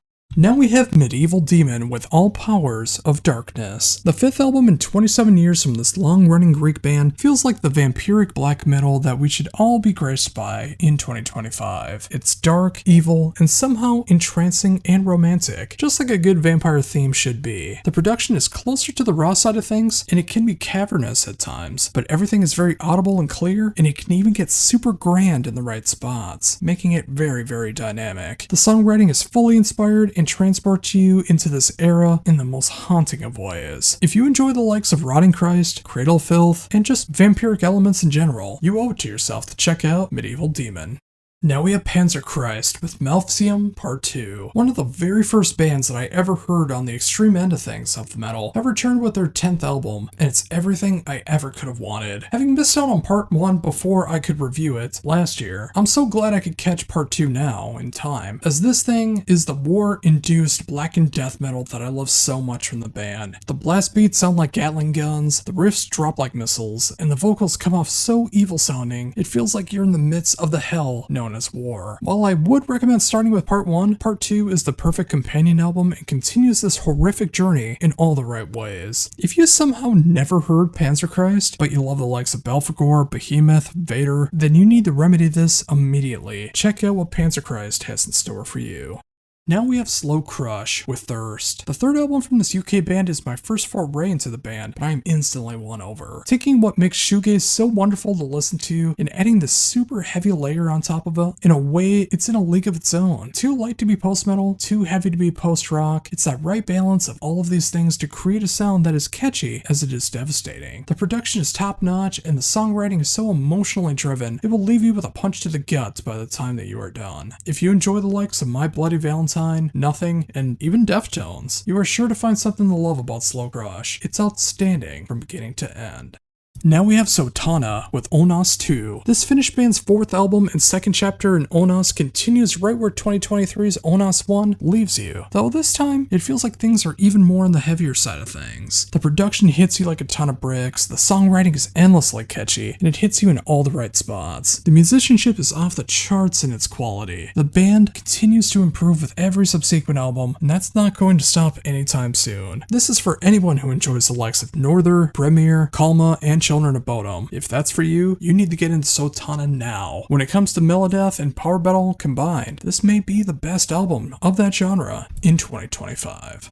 Now we have Unen, or it could be Unin. It has the little thing over the E, so I really don't want to get it wrong. The debut album from this Finnish outfit is such an incredible display of genres and songwriting. While the songs have this underlying base of pop and modern influences, it is marred by its gothic metal elements and the occasional proggy elements that you simply won't see coming, making for a fusion that makes this whole album exciting to listen to from beginning to end. If you want a band that knows how to channel their inner Within Temptation, Evergrey, and dare I say, even some hints of Dream Theater, this may be the band for you, especially as we're entering the autumn and winter times. Now we have We Came as Romans with All Is Beautiful Because We Are Doomed. Another band that's been around since the late 2000s that I simply just never heard till this year. It's been 20 years since their inception, and this is their 7th album since 2009, and I'm enjoying what I am hearing. While the band is clearly doing more of the 2020s metalcore sound now, which incorporates more radio-friendly passages, electronic moments, and other herbs and spices, I think this is a combination that truly works. It's super catchy, it's balanced out by crushing moments that make everything so dynamic and enjoyable. Considering the numbers they have online, I can only assume that this is on the FM radio or at least Sirius XM side of things, and good on them for doing so. They fit the prerogative and they deserve to be heard by the masses. The production is polished to the nth degree, and the songwriting is meant to be as catchy and dynamic as possible. If you're like me and never heard the band until now, at least in their current state, and you enjoy the likes of Miss May I, Asking Alexandria, I Prevail, and Architects, you should dig what We Came as Romans is all about. If you want that more mainstream sound but still be heavy enough, this should be right for you. And finally today, we end things with Woe Is Me with Daybreak. In all fairness, I could put much of what I just said about We Came as Romans here, and a lot of it would still read the same. This is a band that's been around since 2010. I've always heard the name, but I've never actually checked them out until this year. And again, I'm pleasantly won over by what I'm hearing. But there are some huge differences between the two. This is the band's third album, and they have this fine line of sound, whether they hit the uber heavy metalcore sound, near gent style, almost deathcore at times. But they also know how to kick it into the mainstream with poppy rockin' vocals. They also incorporate this more electronic and pop elements, and somehow even country elements as well, as shocking as that might sound. The fact that this band can go this heavy, putting bands like After the Burial to shame, while balancing out with moments that'll make any mainstream rock, pop, and country fan swoon, is no easy thing to accomplish. I like a band that can speak to both sides of the heavy equation and knows when to be catchy and when to make the pit break open. The production is so solid and punchy, and it makes for this auditory experience that's worth checking out. If you enjoy A Day to Remember, Dreamwake, Fit for a King, and yeah, We Came as Romans, check out Woe Is Me. First up, we have Arjun Anthony Lucassen with Songs No One Will Hear. The latest solo album from the legendary Ayreon frontman sure is one of the most depressing looks at life as a whole, but at least the soundtrack to it is pure fun. It's a concept album about the world's impending doom as we're about to be destroyed by an asteroid, and this is society's reaction to that whole situation. Some of it believe it's fake news, some are trying to do everything they can to prevent it, find religion, and some of them are just about getting shagadelic. It's an album that couldn't be more Arjun if he tried. The music hits everything that you would expect from its rockin', proggy, almost metal sound, of course its tongue-in-cheek lyrics, and the astounding production and songwriting that he's always had. There is very little in Lucassen's discography that isn't gold, in my opinion, and I really can't think of anything off the top of my head that I wouldn't give a stellar review in some way, shape, or form. But hearing his take on a metaphorical look on today's society, it's a really sobering look, for better or worse, and I love it. But it is still a dark, quirky album from Arjun, and I wouldn't want it any other way.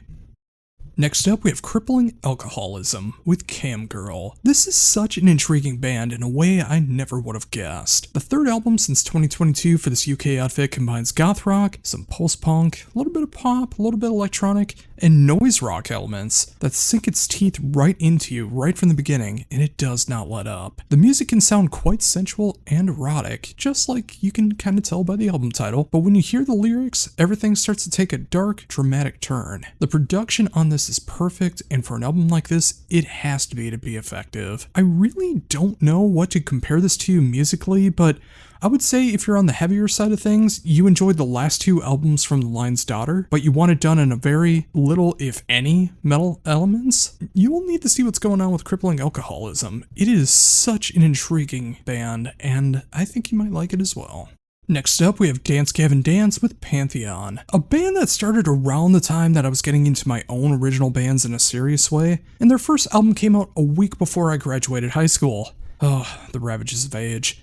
But I never actually listened to them, and I fully admit it was because of their name. Since I grew up and realized that you should never really judge a band by its name, I decided to give this one a shot, and I'm really glad that I did. While I can't speak to any of the previous albums, the 11th album from this band has a lot of elements that I truly appreciate. The music combines modern metal, progressive metalcore, post-hardcore, and other experimental moments of genre bending that I simply never saw coming. It's like mixing Thrice, Periphery, Circus Survive, and Strawberry Girls all together to create a sound that shows that they are not afraid to make the music they want to make. I mean, come on, when you have a guest feature from George Clinton of Parliament Funkadelic, of all people, on this album, how could you not be intrigued even just a little bit? No two songs sound alike on this one, yet they maintain a focus that makes everything work together. The production is nice and punchy and layered to make you really appreciate everything that's going on with a new listen. While this is something I'm clearly not familiar with, it's engaging enough to make me want to go back and check out the previous 10 albums to see if I've missed out on anything. If you like your music heavy, experimental, yet also on the commercial side, check out what Dance Gavin Dance has in store for you. Next up, we have a band name that I'm very sorry I'm gonna get wrong because my German sucks. Der Weg einer Freiheit with Innern. Simply put, this is some of the best post-black you're gonna hear in 2025. This album has everything to love from the genre, from stellar production, emotionally gripping songwriting, soul-draining vocals, and an overall atmosphere that you just have to listen to be able to appreciate. From beginning to end, every song on this album takes you on a journey that, while very sad and emotional, you never want to leave. Whether it goes deep into the post-rock side of things, sucker punches you with the black metal side, or comes together for that perfect blend of post-black, this album truly has it all, and it only gets better every time that you put it on. I dare say this is the band's best album, and I do not say that lightly. This is for anyone who enjoys the likes of Heretois, Agrippni, and Garia. Do not overlook this album if you want one of the best post-black experiences that you could possibly have in 2025.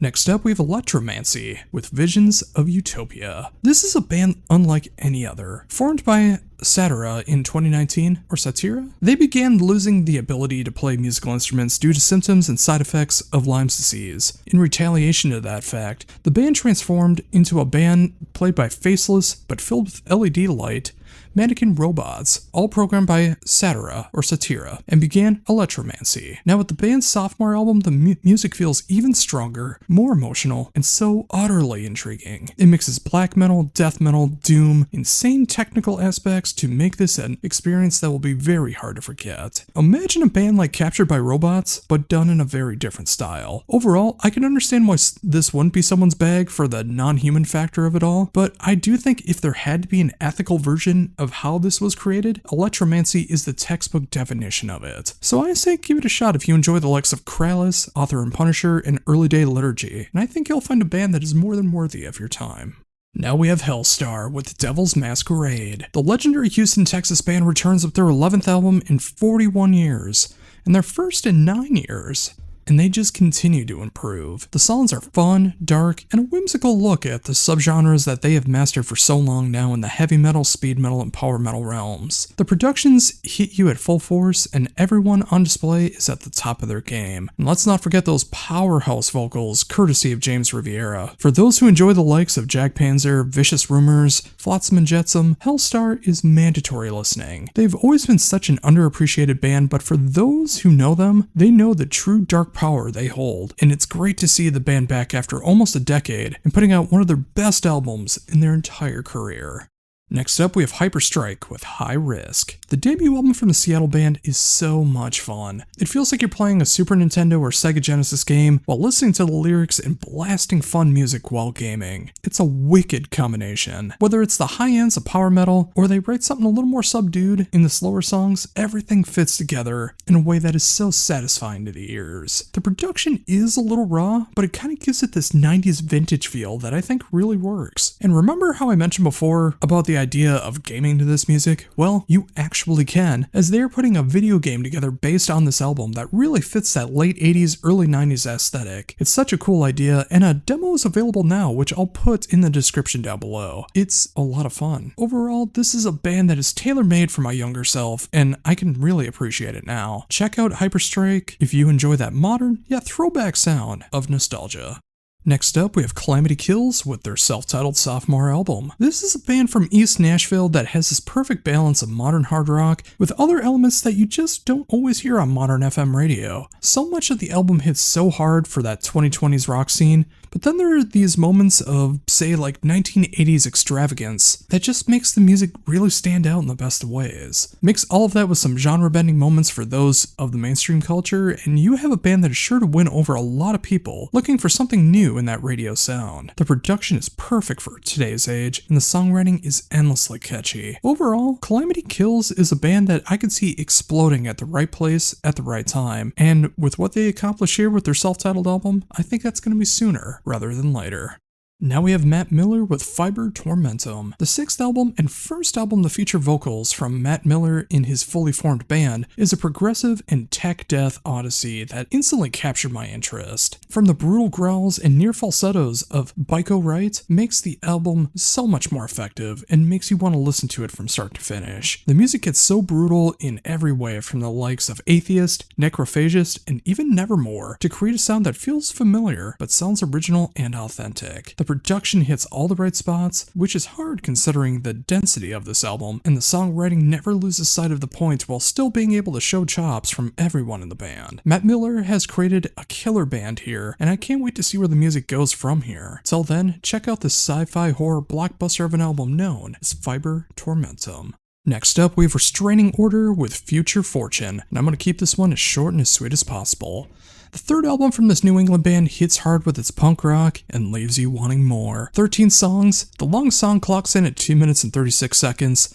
Just killer four-to-the-floor punk of days gone by. But in today's age, the album is over before you even realize it, but it's so effective. If you just love straight-up punk with a little rock and roll attitude, check out Restraining Order. I can't sell it any better than that. Now we have Sweet Savage with Bang. Despite being around since 1979, this is the band's fourth album since their debut in 1996. The band has never lost its edge, and it still has the hooky, heavy, and fun style that has kept them around despite their short discography. This is what I wish more new wave of British heavy metal bands would accomplish, especially for today's age, being able to capture that old school sound, but make it through a 2025 filter with updated production and songwriting to make the band stand out and have their own voice. I mean, Sweet Savage always has. I mean, Metallica did cover Killing Time back in the day, so you know there had to be some quality in their work. Of course, you will hear moments that remind you of bands like Angel Witch, Raven, Saxon, and others, but it's updated enough to not feel like a nostalgia band or trying to relive the past. This feels like a band putting out a 2025 album. This is how a band should progress, and it's endlessly fun to listen to. Sweet Savage is proven that they still have something to say, and it's an enjoyable ride of an album with Bang, showing off how to modernize but not lose yourself in the process. Other new wave of British heavy metal bands really need to take note of what Sweet Savage is accomplishing here. And now for the last album that I'm covering out today is Syrinx with Time Out of Place. The sophomore album from this Vancouver band feels like the bastard child of Rush, Judas Priest, and Queensryche, and I'm all here for it. Combining that classic heavy metal sound with classic progressive rock is not something that can be easily achieved, but somehow Syrinx have nailed it. The production is raw and very vintage, but it still sounds so full. The songwriting is that right kind of catchy, especially for older music where the band is capable of exploring what the songs can be without losing any touch and making sure that the songs maintain something for people to be able to enjoy. This is for anyone who enjoys that 60s through 80s prog, rock, and metal sound, but want to hear it done in 2025. Simply, this is how it's done, folks. And now for everything that I missed, starting with Angel of Damnation with Ethereal Blasphemy. The third album from this German band has all the makings of the classic heavy metal doom sound of the late 70s and early 80s, but done in the 21st century. The production is pure 1985, and the songwriting complements that so much. It knows when to go slow and doomy in the vein of Candlemass. It knows when to speed things up a little bit in the vein of Saint Vitus, but it also throws in these new wave of British heavy metal riffs that feel like they come out of nowhere, but couldn't fit any better in the music. With 7 songs in almost 48 minutes, this is a classic piece of doom metal done in a way that will grab your attention and not let go. Doom fans, new wave of British heavy metal fans, classic heavy metal fans, take notice and check this one out. Next up is a band name that I really hope I get right, Bayan Ochtleave with Waking in His Works.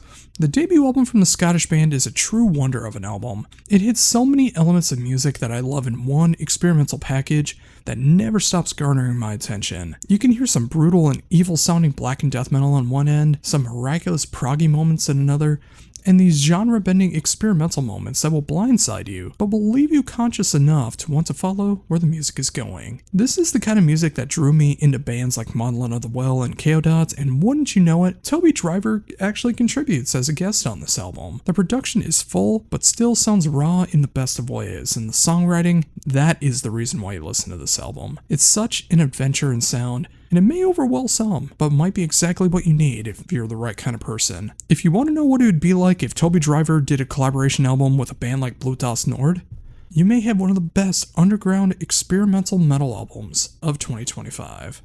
Now we have Before the Dawn with Cold Flare Eternal.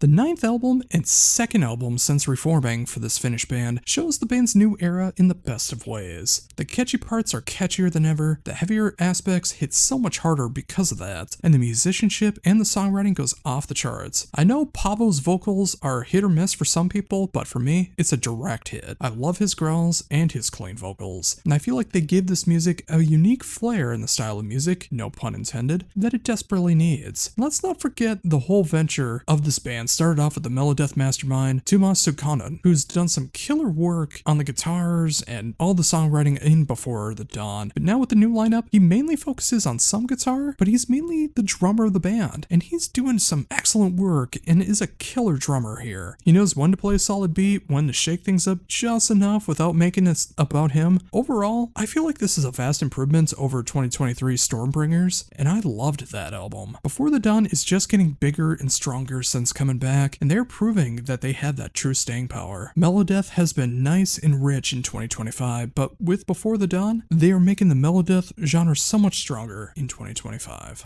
Next up, we have Dark Angel with Extinction Level Event. 34 years since their last album, Time Does Not Heal, sees the return of Gene Hoglan and company, and all I can say is, it's about time. And I'm so sorry for that pun, but I had to do it. A lot has happened in the nearly 3.5 decades since the band released Time Does Not Heal, and you can hear all of that and more on this album. It is a thrash masterpiece with some of the best riffs Hoglan has ever written on guitar, despite him being the drummer of the band. And it's so great to see his wife Lauren Christine shredding it up alongside him, actually doing his guitar parts. The band feels like they haven't missed a step in all of this time, coming in as hot as they ever did with a heavy display of riffing, lyrical concepts that feel as timely as they ever have, sorry about the pun again, and I am so happy to see the band back in full force and is actively touring once again. I hope to catch them when they come to Minneapolis soon, but if you've never checked out Dark Angel, but you enjoy the likes of Testament, Corner, and Possessed, give Dark Angel your love and affection right now. During these rough times, sorry that's the last one, I'm glad Dark Angel has returned to give their thrash in the best of ways.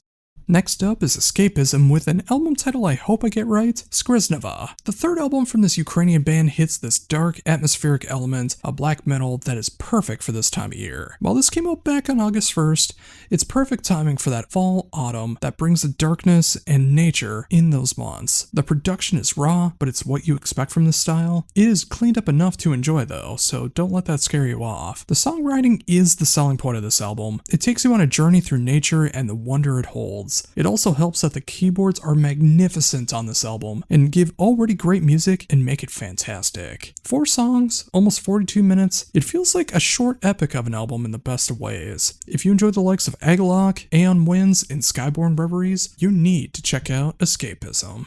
Next up is a band that I'm thinking is pronounced evocatus, with inevitable death. The third album from this Australian band is something that hits hard in all of the right ways, combining a love of thrash, melodeath, and symphonic metal to create a sound that is familiar but entirely their own. The production is so full and rich, the songwriting knows when to be catchy and when to expand upon itself. At 10 songs and almost 51 minutes, this feels like a complete venture that is more than worth the trip for those that want to hear a sound like a mixture of Amon Amarth, Primal Faust, Insomnium, and Creator mixed together. If that's what you're looking for, you need to check out Evocatus.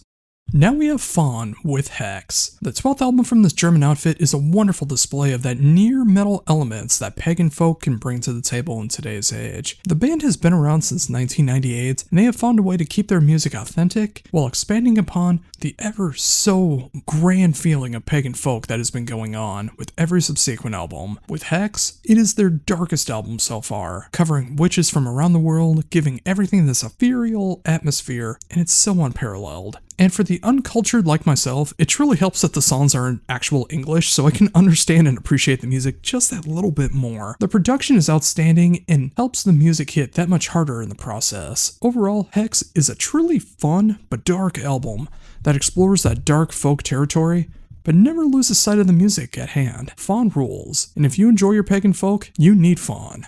Next up is a band name and album title that I'm going to completely butcher again because, again, my German sucks. It is Finistre with Am Grauen Meer. If I got that wrong, I deeply apologize. The sophomore album from this German band is some of the most overwhelming and bombastic black metal that I've come across this year. There is so much emotion going on through the songs from beginning to end, whether it's going all guns blazing or stepping back just enough to get the point across. This is an album that is not afraid to let the music do the talking. The momentum barely lets up at 8 songs and almost 33.5 minutes, proving that black metal can have the impact that it's always had, just sometimes going slower, but mainly focusing on the fast side. The production is outstanding and the songwriting is a pure whirlwind of emotions like I mentioned before. If you need something in the vein of Der Weg einer Freiheit or the heaviest ends of Panopticon, basically that black metal side without focusing too much on genre bending, make sure to check this one out and prepare to be blown away. Now we have Grimness with the Path of the Flame, and of course that of is OV.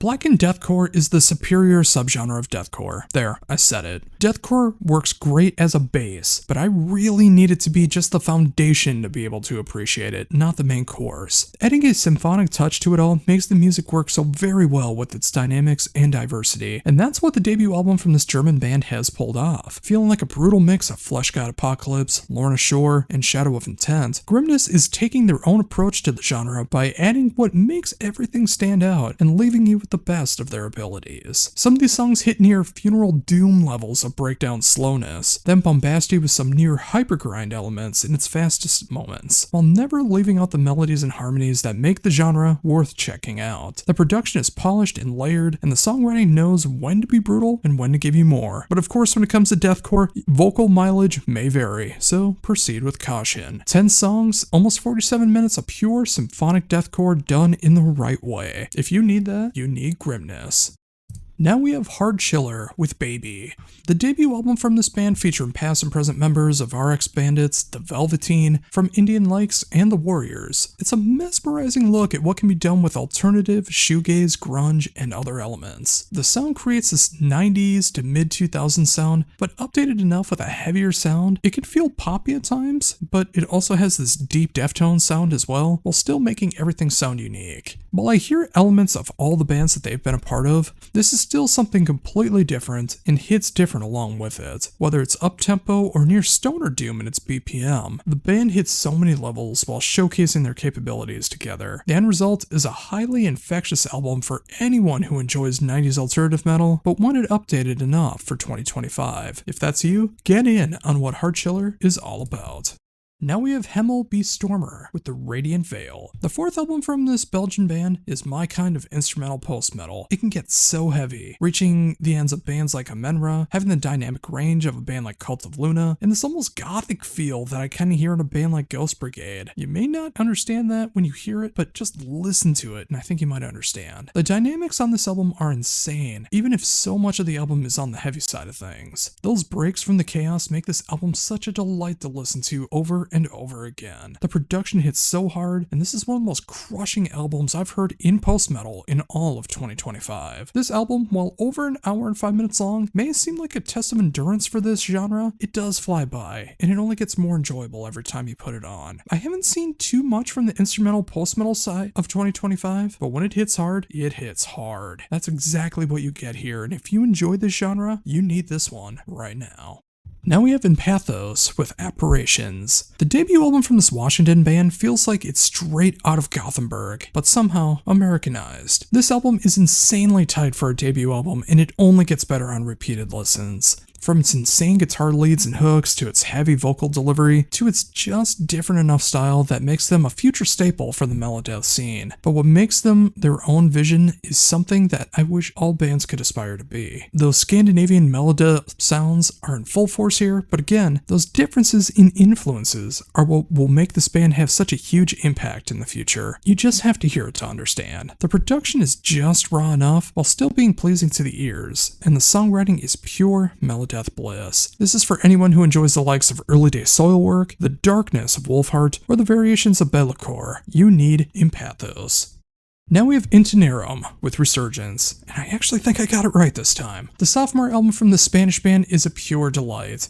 It hits that symphonic metal elements that I love so much, while still finding a way to be as catchy as any mainstream rock band out there today. The songs are so catchy and feel so lean and mean. The production hits very hard and makes the dynamics feel present, giving the album experience worth having. At 9 songs and almost 34.5 minutes, this album does fly by, and by the time it's done, you just may want to hit repeat over and over again. This is for anyone who enjoys Evanescence, with End Temptation, Lacuna Coil. This is your new kind of gothic, symphonic metal that is pure catchy and on the mainstream side. If that's what you want, you need this band. Next up is Paralysis with Spiral of Suffering. Jersey-style power trip. That's the easiest way to describe this band on their third album, as they continue that tradition, but they have so much more to that description alone. They know the right way to be able to add more punk-style riffs, when to go full-on thrash or crossover, add near death metal elements, and some nice double bass flurries as well, making them do stand out from the aforementioned power trip. Also, their display of tempo dynamics makes this album such a treat to listen to, as there's so many peaks and valleys that you just don't expect. 10 tracks, 31.5 minutes, it's a blistering display of, again, power trip, but also DRI, Municipal Waste, Enforced, and more, making this a pulverizing album that you need in your thrash listening habits. It's just that ridiculously good. Now we have She Came to Quit with Black Seed Blooming. The debut album from this Canadian band, despite coming out at the beginning of the summer, is perfect for right now in that fall and autumn time. This needs to be played at every goth prom, emo night, Halloween party, etc. that's coming up this year, as this has a little something for everyone who enjoys those things. It hits that classic 80s sound of the post-punk, goth rock, and death rock styles, but it has this 21st century atmosphere to it all, and it hits so very hard in today's age. Everyone stands out on this album, even if no one shows off on this one. It's the simplicity that is the secret to the music, and it becomes so infectious over time. With 10 songs and 37.5 minutes, this album feels like the perfect length to be effective and still leaves you wanting more. Simply put, if you love post-punk, goth rock, death rock, She Came to Quit is a band that you need to get familiar with right now. The band is going to continue to do fantastic music, so catch them while they're still brand new. Now we have Spire of Lazarus with Those Who Live in Death. The fourth album from this Austrian band is one of the most ferocious albums that I've heard in deathcore, simply period. Taking deathcore as a foundation of the sound, that is the best way to do it, and adding elements of tech death, death metal, metalcore, and even some other influences to create a sound that is truly their own, and making the best of their abilities. And in speaking of those abilities, everyone in this band is a pure powerhouse, and they show off their chops while still being able to write music that is more than worthy of your attention. The production is slick, the songwriting can go all over with its chops, but it'll still keep your interest even if you don't like wanky stuff. For those who enjoy the likes of Lorna Shore, Fallujah, Archspire, and Origin, you need to give this one a listen and enjoy. Now we have Temptress with Catch the Endless Dawn. The debut album from this Italian outfit is some of the most inspired revival metal that I've heard in a long time. It hits all the right elements of knowing when to be full on heavy metal, when to get more rockin', and when to turn everything on its head and go into a more occult and evil sound. This is a band that knows how to write songs and keep your interest. Yet they will take you on this dark journey through 8 tales in a little over 42 minutes. The second track on this album is called Dream Metal, and I think that is a perfectly apt description of the band as a whole. So much of this feels like the highs and lows of dreaming, and putting it into a metal context. Imagine a mix of Merciful Fate, Night Demon, Angel Witch, and Rainbow, and you have Temptress, a band that is more than worthy of your attention. And for the last album today, we have Vindicator with Whispers of Death. The 5th album from this Ohio band is some of the most authentic thrash to come out in 2025, hitting the most extreme ends of the genre, going to almost black metal and death metal territories. A vocal range that will give John Tardy of Obituary a run for his money, and a production style that works so well in 2025, but also would have in 1985. The songwriting hits everything you want from this genre and leaves you bruised and battered on the floor. This works so well for those who enjoy Havoc as much as you love Exodus, with the darkened edge of Toxic Holocaust. If you want a band that has done their homework to the best of thrash, you need Vindicator, and you need them right now. First up, we have Ancient Thrones with Melancholia. The sophomore album from this Canadian outfit hits so many extreme territories, but still finds a way to be musical at the same time. Hitting the darkest reaches of black metal, death metal, tech death, this album more than lives up to the album title while still finding a way to get joy out of it. The production is a bit muddy and bass heavy, so I know it won't be for everyone, but I do see it as a raw approach to the music that gives you the right hints of melody and harmony through this kind of bog sound. This is an album for anyone who wants a mix of the Black Dahlia Murder, Archspire, or even Veil of Pnath. It's getting to be the darkest time of the year in the Northern Hemisphere, and this album is going to hit hard, so be prepared. Now we have Castle Rat with The Bestiary. The sophomore album from this New York act is garnering quite the attention in 2025. Some people have written them off for their aesthetic, and I will say you're absolutely missing out if you do so. This is such a fun, theatrical take on classic doom metal that takes what sounds familiar but gives it a new coat of paint. The music hits just as hard as anything from the genre, past or present. The production is that vintage sound that is just clear and enjoyable enough. The songwriting is fully inspired and makes you want to listen from beginning to end. This will be for anyone who enjoys the likes of Lucifer, Blood Ceremony, Withhand, or even Witchfinder General. The band has earned the rocketing recognition, and you should check out The Bestiary to understand why. Next up is Grey Wind with Severed Heart City. 2 albums into this Irish duo's career, and they have credited an emo side that I don't naturally gravitate toward, but I can't get enough of what they're doing with Severed Heart City. The album is about trauma and looking for a way to get past it all, and, well, if you know my backstory, that's probably why I connect with it so much. The songs are layered in pop, emo, pop-punk, electronic moments that feel like it should be tailor-made for modern rock FM radio, and who knows, maybe one day that'll happen here in the US. The production is so slick and polished, and it makes the music work so well, and especially making the lyrics stand out in the best of ways, and really make it feel like a gut punch to anyone who has any kind of empathy to their soul, or can at least appreciate the music. If you enjoy the likes of My Chemical Romance, Taking Back Sunday, and True North, give Grey Wind your proper attention. Next up, we have Heretois with Sola Stagia. This is easily a top 10 album of the year album for me, and I'm not even going to try to hide it. The 4th album in 14 years from this staple of post-black is pure, majestic tones over the genre from beginning to end. It hits everything from the darkest, fastest edges of the sound to near post-rock elements that truly showcase the emotional side of the band, all while never losing sight of what the band can be and truly is. The production is absolutely perfect, and the songwriting grips you, and it will not let go until after it's done, if it even does. This is easily for anyone who enjoys the likes of Agrippni, Harakiri for the Sky, Death Heaven, and Fen. And I don't say this lightly. Not only is this just one of the best post-black albums of 2025, it's one of the best albums of 2025.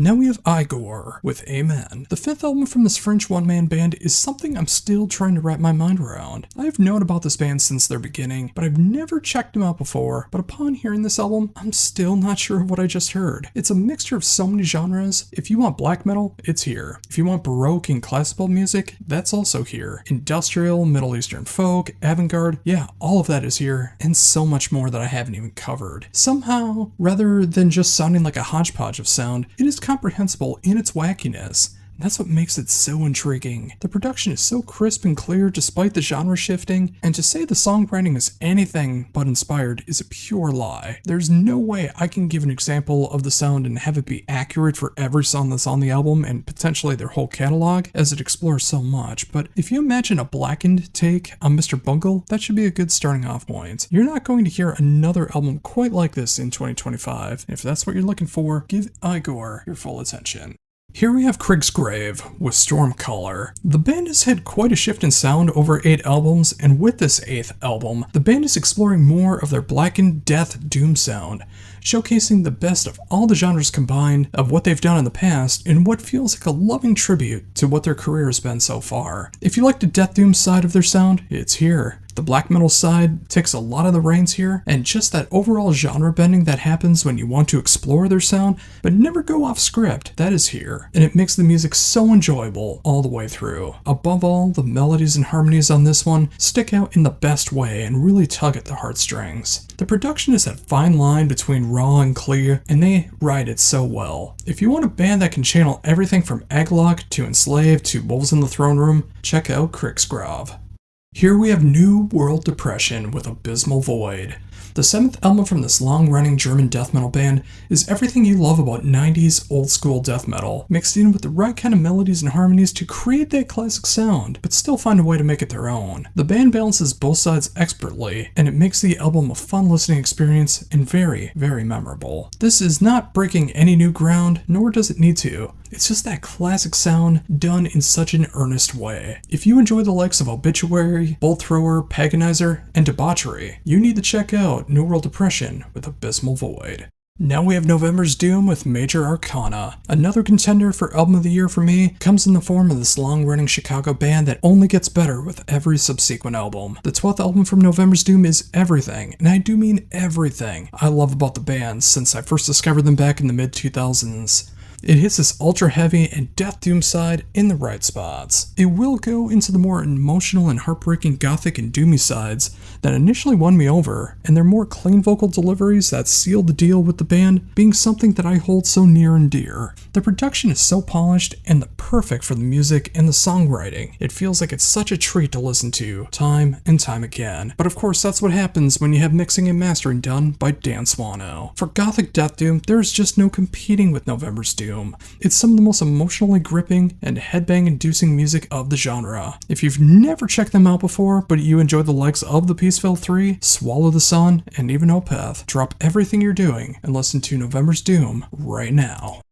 Now we have Paradise Lost with Ascension. And speaking of the Peaceville 3, the legendary Paradise Lost has returned with their 17th album in 35 years, and they haven't lost a devastating step in that time. In what's been the longest break in between new albums, 5 years, the band has been busy making a remake album of Icon and the debut of the band Host, showcasing their more electronic and industrial side that pays tribute to that era of the band in albums like Host and Believe in Nothing. With Ascension, it is everything about the gothic metal side of the band that everyone holds so near and dear rolled into one package. Whether you love the olden days of the more doomy side of things, that is here on full display. If you like the more gothic, almost hard rock side of things, that's also here. But it's a genuine mix of almost every side of the band on this one, and that makes it such a treat to listen to for fans, new and old. This has potential to be my favorite Paradise Lost album, and I don't say that lightly. It just has everything that I want, and it only gets better with every subsequent listen. That said, it is a miserable album, especially for its lyrical content that will drain you of all joy in life. But that's exactly what I go to Paradise Lost for in the first place. Check out the band where they are now in 2025. They are still making some of the best music of their career.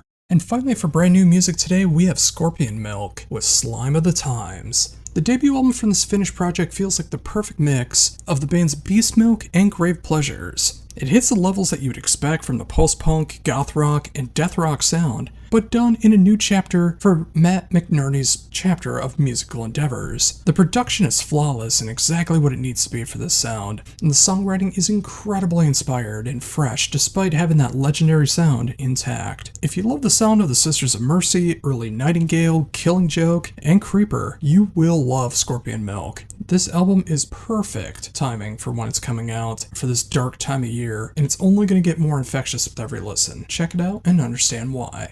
And now here's all the albums that I've missed along the way, starting with probably the biggest one that I missed last week, Between the Buried and Me, with the Blue Nothing. But hey, that's what happens when you don't get the promo. The 11th album from this North Carolina band opens up so much new territory for the band while still maintaining the fact that they are one of the leading prog bands of the 21st century. Somehow they've written some of the most heavy material of their career while making some of the most mainstream music at the same time. The title track alone feels like it could be on FM radio, while other tracks lay to waste everything in its path with its heaviness. This is of course the first album written without Dusty Warning, and part of his style is missed on this album, but they are more than made up for by the rest of the band being fully intact and arguably being refreshed and inspired more than ever before. The production is crystal clear and never feels too muddy or too raw. The songwriting does go all over the place, but it still feels refined. It's exactly what you want from a BT Bam album. While it took me a very long time to be able to get into this, and it took me on many loops along the way, I'm still trying to figure out how I would rank it compared to the other material. I'd probably say it's on the upper half of their discography, at least so far, and it will leave you intrigued to keep going back and exploring more layers that this album has to offer. This is a new chapter for the band, and they're showcasing that they're going to continue to make the music that they want to make. And honestly, as a longtime fan since Silent Circus, I wouldn't want it any other way. Up next, we have Demon Hunter with There Was a Light There. I do feel like I need to point this out every time, but it bears repeating. I listen to as much Neil Morse as I do Belphegor, as I do Orphanland. Religion does not turn me onto or away from any music. As long as you're good people making good music, that's good enough for me. And ever since I discovered Demon Hunter back with Summer of Darkness back in 2004, I've been a fan of the band and I've followed them through all of their musical endeavors. With There Was a Light There, the band explores what has made the band work so perfectly in the past while continuing to forge new paths in their sound. There are songs on here that are arguably their catchiest songs ever, along with songs that rival their heaviest. All this while there's songs that remind me so much of Catatonia, and the title track can bring a genuine tear to your eye. The production is polished and right where it needs to be, while the songwriting is so inspired. While I know some reading this will never check them out due to the type of music that they make and their religious affiliation, I will say to anyone with a curious ear, give Demon Hunter a fair listen and see if they will do anything for you. You may be surprised at what you hear, as this is the best Christian metal album of 2025.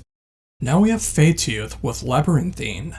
The sophomore album from this LA band took me by complete surprise. When I hear a name like Feytooth, it instantly makes me think of the kind of power metal and folk metal stereotype that you usually hear with something like that, but not this band. They have mastered the art of doom, sludge, post-metal, and hardcore in the span of just 2 albums. Feytooth takes the best elements and creates a sound that will sound familiar to those that are into the genre, but it is done with such an earnest and intriguing style without any of the fluff, leaving you with this ethereal take on what they call fairy doom metal. At 10 songs and 55 minutes, this feels like the perfect length to showcase what the band has to offer and still leave you wanting to hear more of what the band can do. If you enjoy the likes of Sub Rosa, Windhand, Thou, and Witchrod, you need to check out Feytooth.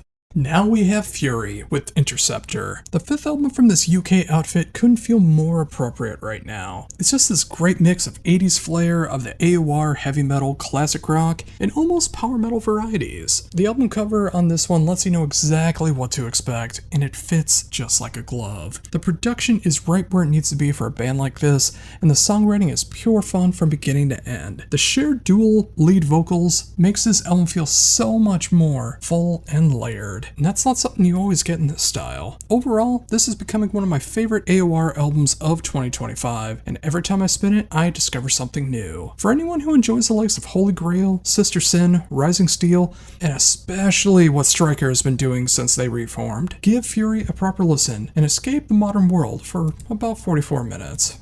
Up next is a band name that I really hope I get right, Skullet with Hollow Fangs. I've been meaning to get to this one for a while, almost 3 months now, but I'm so happy I got to it now. This LA black metal band's third album hits a level of mellow black that I've been waiting for all year, but no one has done it quite like this band. The production feels so full, but sounds just raw enough and very human, while the songwriting hits this level of mellow black that's too melodic to be like Mayhem or Watain, too dark to be that post-black sound, sitting perfectly in between the two. At only 5 songs and almost 39.5 minutes, this album will be over before you know it, but you don't want it to be. It gains instant replays every time, and it's a showcase of what can truly be done in the mellow black genre, with riffs that can make you shed a tear, compositions that will grab your interest, and an overall atmosphere that you do not want to escape. If you dig the likes of Wolves in the Throne Room, Spectral Wound, Obsidian Tongue, and Svartvinter, you need to check out what Skullet is all about.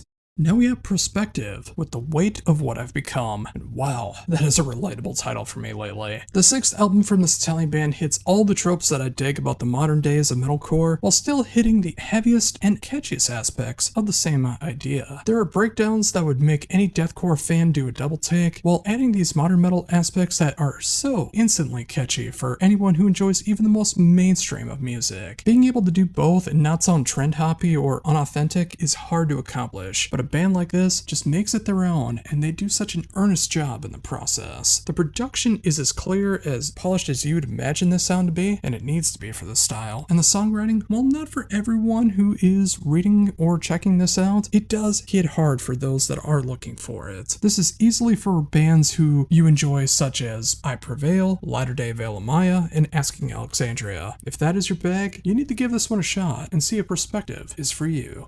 Now we have Shape of Water with an album title I've never gotten right. Petrichor? It's something like that. Petrichor.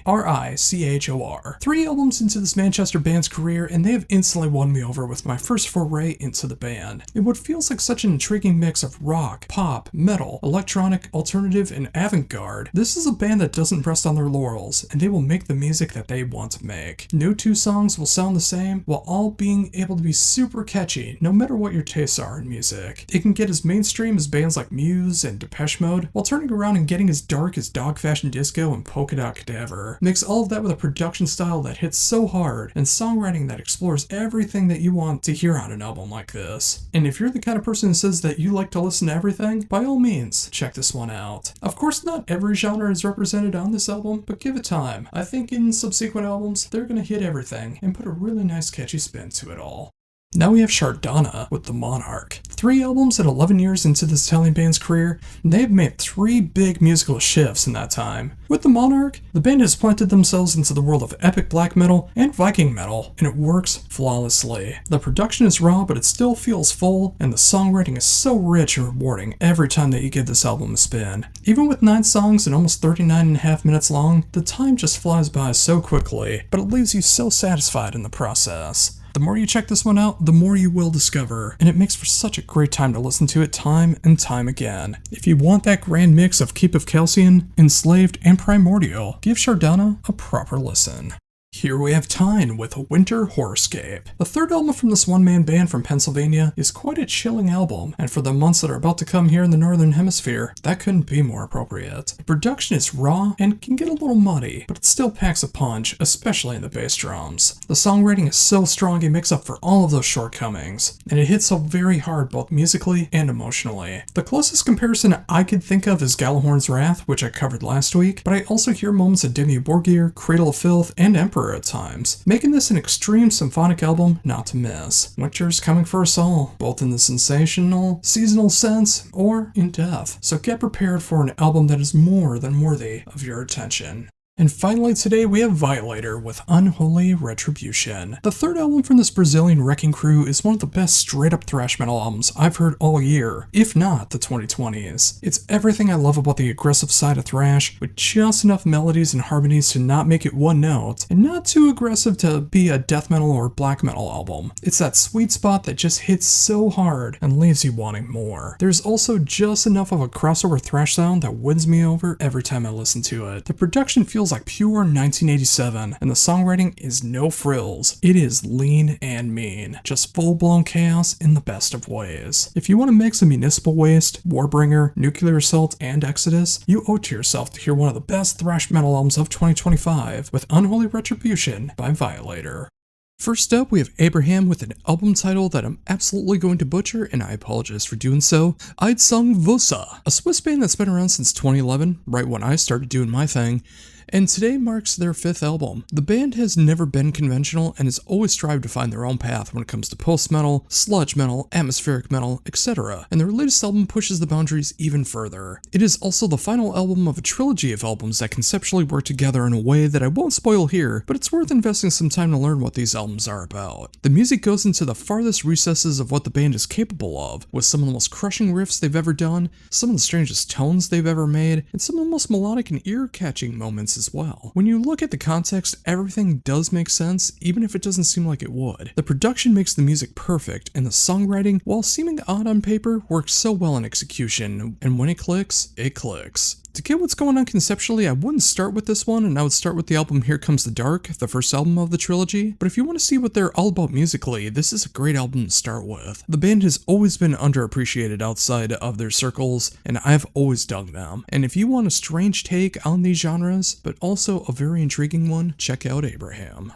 Now we have Amorphous with Borderland. In a world that is always focused on making the heaviest album to date, it is great to see a band like Amorphous not take this approach and make one of the most melodic and diverse albums of their career. With the Finnish band's 16th album, it takes elements of albums like Silent Waters, Halo, and my favorite, Skyforger, to make an album that focuses on the strongest elements of the band outside of their death metal era, to create some of the best work of their entire career. While the album does get quite heavy and the growls are still intact, it is not the focus of the album. It has songs that show off the progressive metal side, the folk metal sides, and a song that could easily have been a disco hit in the 70s if they just changed it just a little bit. It's one of the most well-rounded albums of the band's career, and it makes me happy to see the band just making the music they want to make. The production fits like a glove, and the songwriting is endlessly inspired. If you were looking for the band going back to their heaviest elements of like Tales from a Thousand Lakes, you'll be disappointed. To everyone else, Amorphous is in top form, and this album showcases the band's peak songwriting ability and performances after all of this time. Not every band gets to say that. What an incredible album.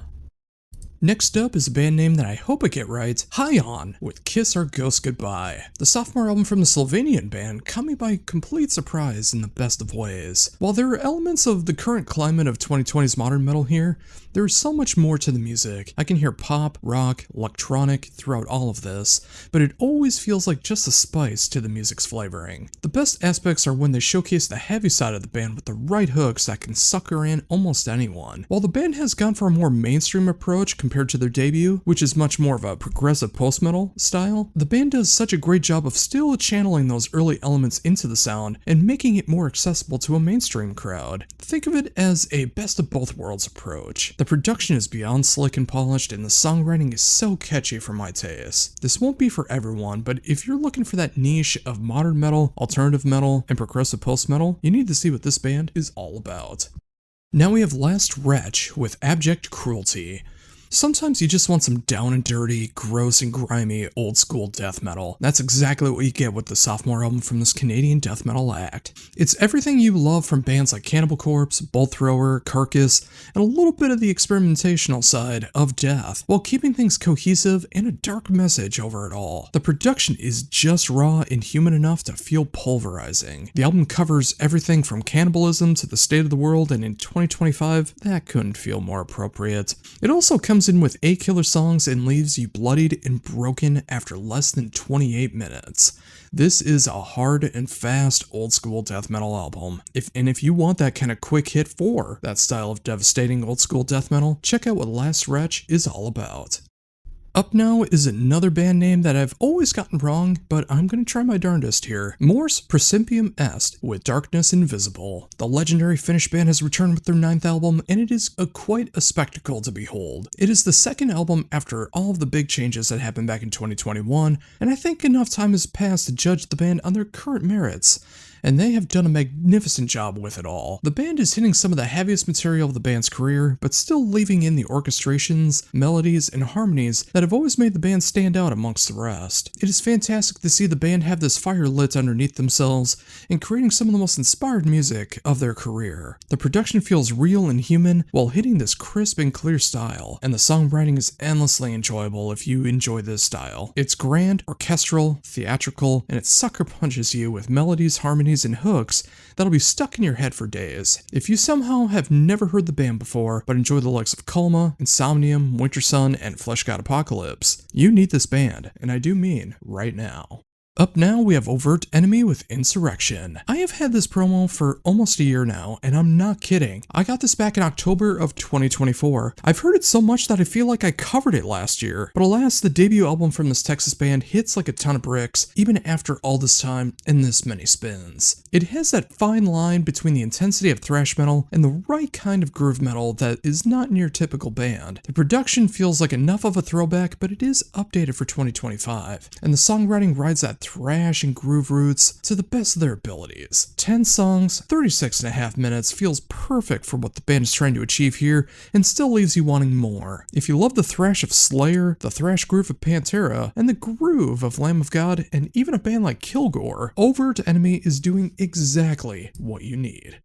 Now we have Paradox with Mysterium. 10 albums into the career of this project, and it feels like this band has been going strong for 38 years and hasn't lost a step. This hits all the right elements of thrash, speed, power metal, and other elements to continue the sound of the band, but updated just enough for the 2020s. The production feels like that late 80s sound in the best of ways, and the songwriting can go all over the place, but it's still cohesive and enjoyable the entire ride. Also, the guitar solos on this album are just out of this world, and they hit you just long enough to be effective. This is an album that is easily acceptable for anyone who enjoys the likes of Flotsam and Jetsam, early day Angel Dust, and especially Heathen. If you need a healthy dose of power, speed, and thrash, check out Paradox. Here we have Revocation with New Gods, New Masters. I was so scared I wasn't going to be able to cover this one, but thankfully I got the promo, and I'm so happy I got to cover Revocation once again. The 9th album from this long-running Boston band is one that I've loved since the beginning. I love everything they do, from the genre-bending days of Forms of Chaos to the pure death metal insanity of Nether Heaven. Revocation has never lost a step, and this time around, the band covers everything from the fears of what AI can do to the future to straight-up body horror worship, and you know the song I'm talking about. The album also features a ton of guest appearances from the likes of Travis Ryan of Cattle Decapitation, Luke LeMay of Goreguts, and Johnny Davey of Job for a Cowboy, showing the diversity of the sound in a dense, deep, and dark album. There's an argument that this is the band's heaviest album, depending on your definition of heavy, and I appreciate what they're going for here. They are hitting moments of near deathcore on this one, while mixed in with the band's signature tech death, thrash, death metal, and light genre bending, although I don't think those days of Chaos of Forms is ever coming back. Production is pulverizing and the songwriting is outstanding from beginning to end. This has everything I loved about the band while continuing to expand upon their core sound. Revocation has done it again, and they've made one of the most realistic displays of death metal in 2025. Now we have Royal Sorrow with Inner Deeps. The debut album from this Finnish progressive metal band is a wonderful display of how to make things proggy and poppy at the same time. The music can get unbelievably heavy for the genre, and it has some of the most crispest and cleanest choruses that rival bands that have been doing this style for decades. The production is unbelievably polished, and hits so hard coming out of your speakers. The songwriting can feel like it goes all over the place if you're not familiar with the genre, but it also feels so concise and effective if you know what to expect. Also, the themes of the album are unbelievably heavy with its look at the mental state of humanity, and it hits harder when you're familiar with the subject, much like myself. This is for the likes of anyone who enjoys Haken, Leprous, Caligula's Horse, and especially Voyager. This is a welcome display of what prog needs to be in 2025, and if you need that as well, give Royal Sorrow a proper listen. Now we have Sainthood Reps with Dull Bliss. The third album from this Long Island band is their first one in 12 years, and my first foray into the band. While it does hit some ground that isn't my bag, there is enough of the post-hardcore and shoegaze aspects that does grab my attention, and it does not let go. It is quite heavy for the genre while exploring some more emotional side of things that hit a little too close to home at times, especially lyrically. If you were looking for a more subdued album compared to what I normally cover, but enjoy the likes of Deftones, Fugazi, explosions in the sky, and mogwai, sainthood reps may be exactly what you need. Of course, it all depends on how much you enjoy the alternative metal, new metal, that kind of stuff when you listen to it, but even if I'm saying that, I think there's some good merit to it, and you should give it a shot. And now there's Terra Atlantica with Oceans. The fourth album from this German outfit hits everything you love about the power metal aesthetic of power metal, but done with a much more finesse and enjoyment compared to other bands of the genre, if you know what I mean. Don't get me wrong, if you're looking for bands like Ailstorm, Visions of Atlantis, Timeless Miracle, and Twilight Force, you're going to get all of that and more here. What you will also get is pristine, clean vocals, a songwriting style that is as fun as it is prolific, and a wonderful vision of what it's like to explore the seven seas, even if it's just in your own mind. It's just endlessly fun from beginning to end, with its genre bending and seriousness to make the songs feel like they're at the best of their abilities. The songwriting feels real, and it's so appropriate. If you want a near 50-minute album of a different approach to pirate power metal, check out Terra Atlantica in all of their glory.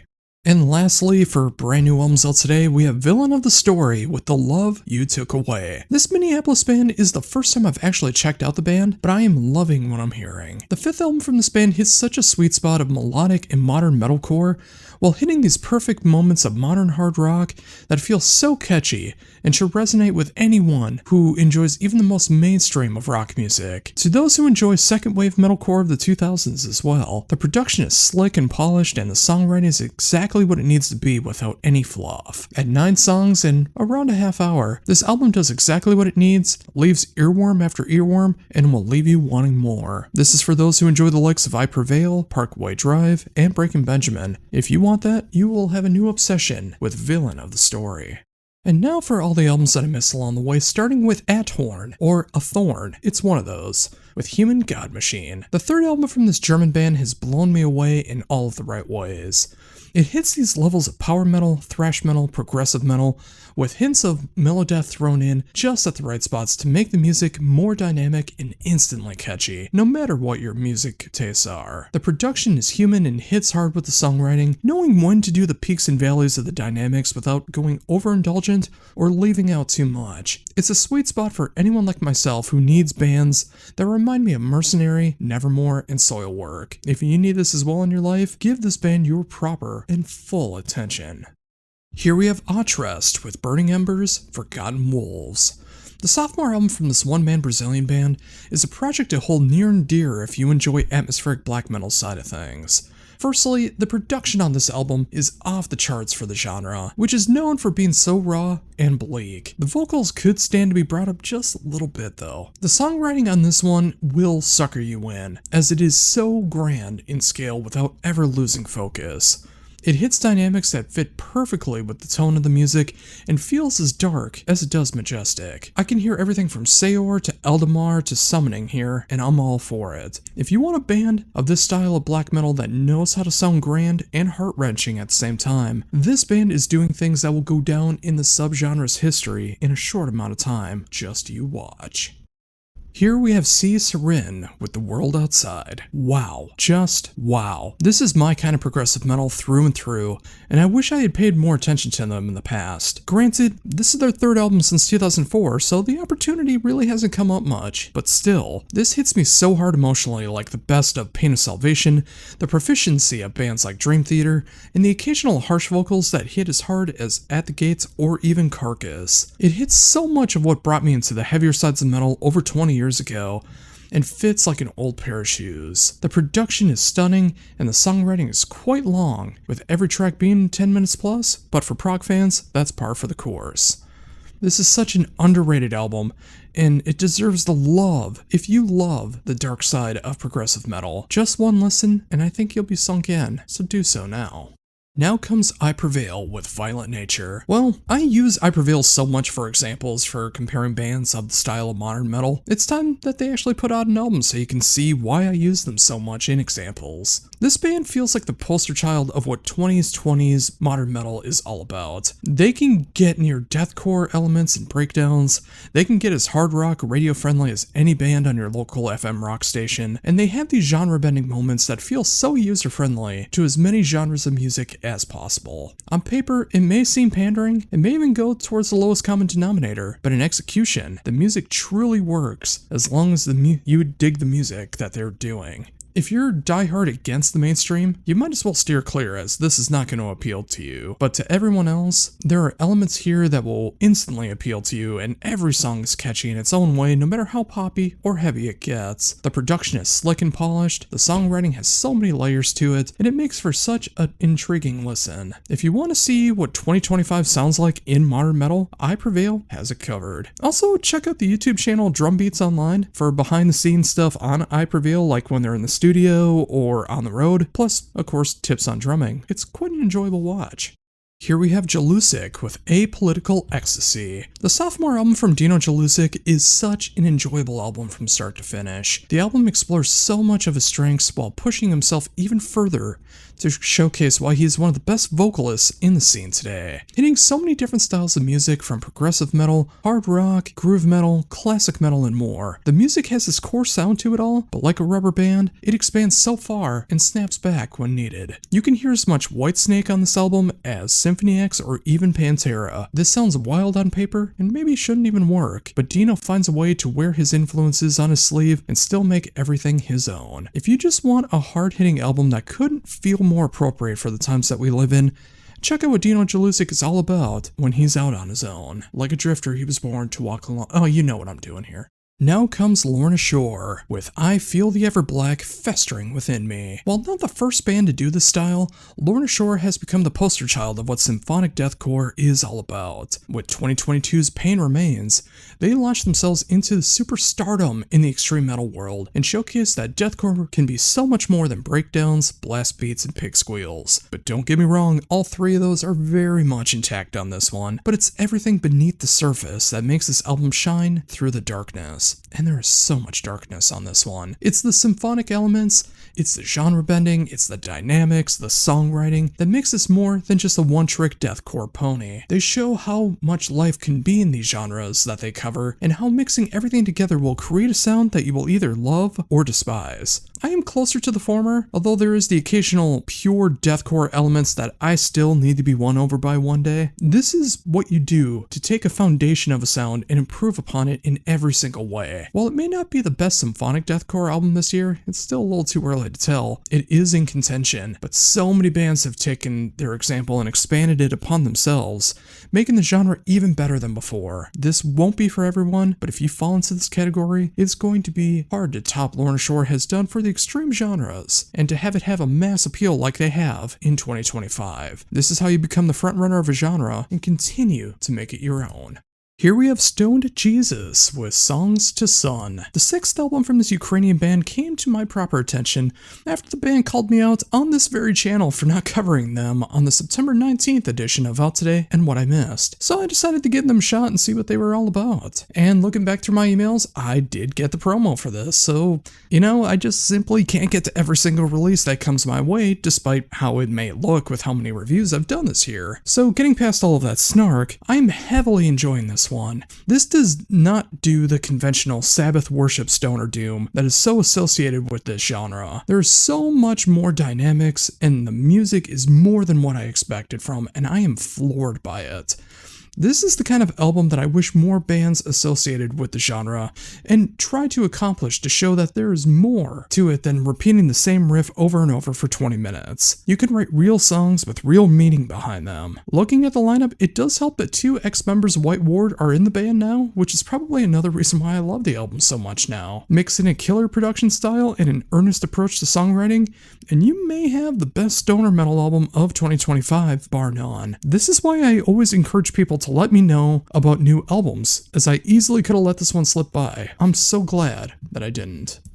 And finally today we have Werewolves with The Ugliest of All. What can I possibly say about Werewolves that I didn't cover with their last album Die For Us back last year? Well, they somehow continue to maintain the sound that they have mastered since 2020 and continue to find a way to improve on every single release. The music is absolutely crushing and giving you just enough room to breathe throughout the album before you get pummeled in the dust once again. And of course the hilarious sound clips makes the album that much more enjoyable. This is an album for those who absolutely love and hate the metal genres, but it's done with such an earnest intent that it's nearly impossible to hate it if you get it. While not groundbreaking, revolutionary, or reinventing the wheel, that's never been the intent. They make the strongest material possible in a way that challenges every other band in the genre to try to top it. For the extreme metal genres, this is easily a contender for the best of the year, and off the top of my head, I don't know any other band making this style of metal that can do it better. This is simply how it's done.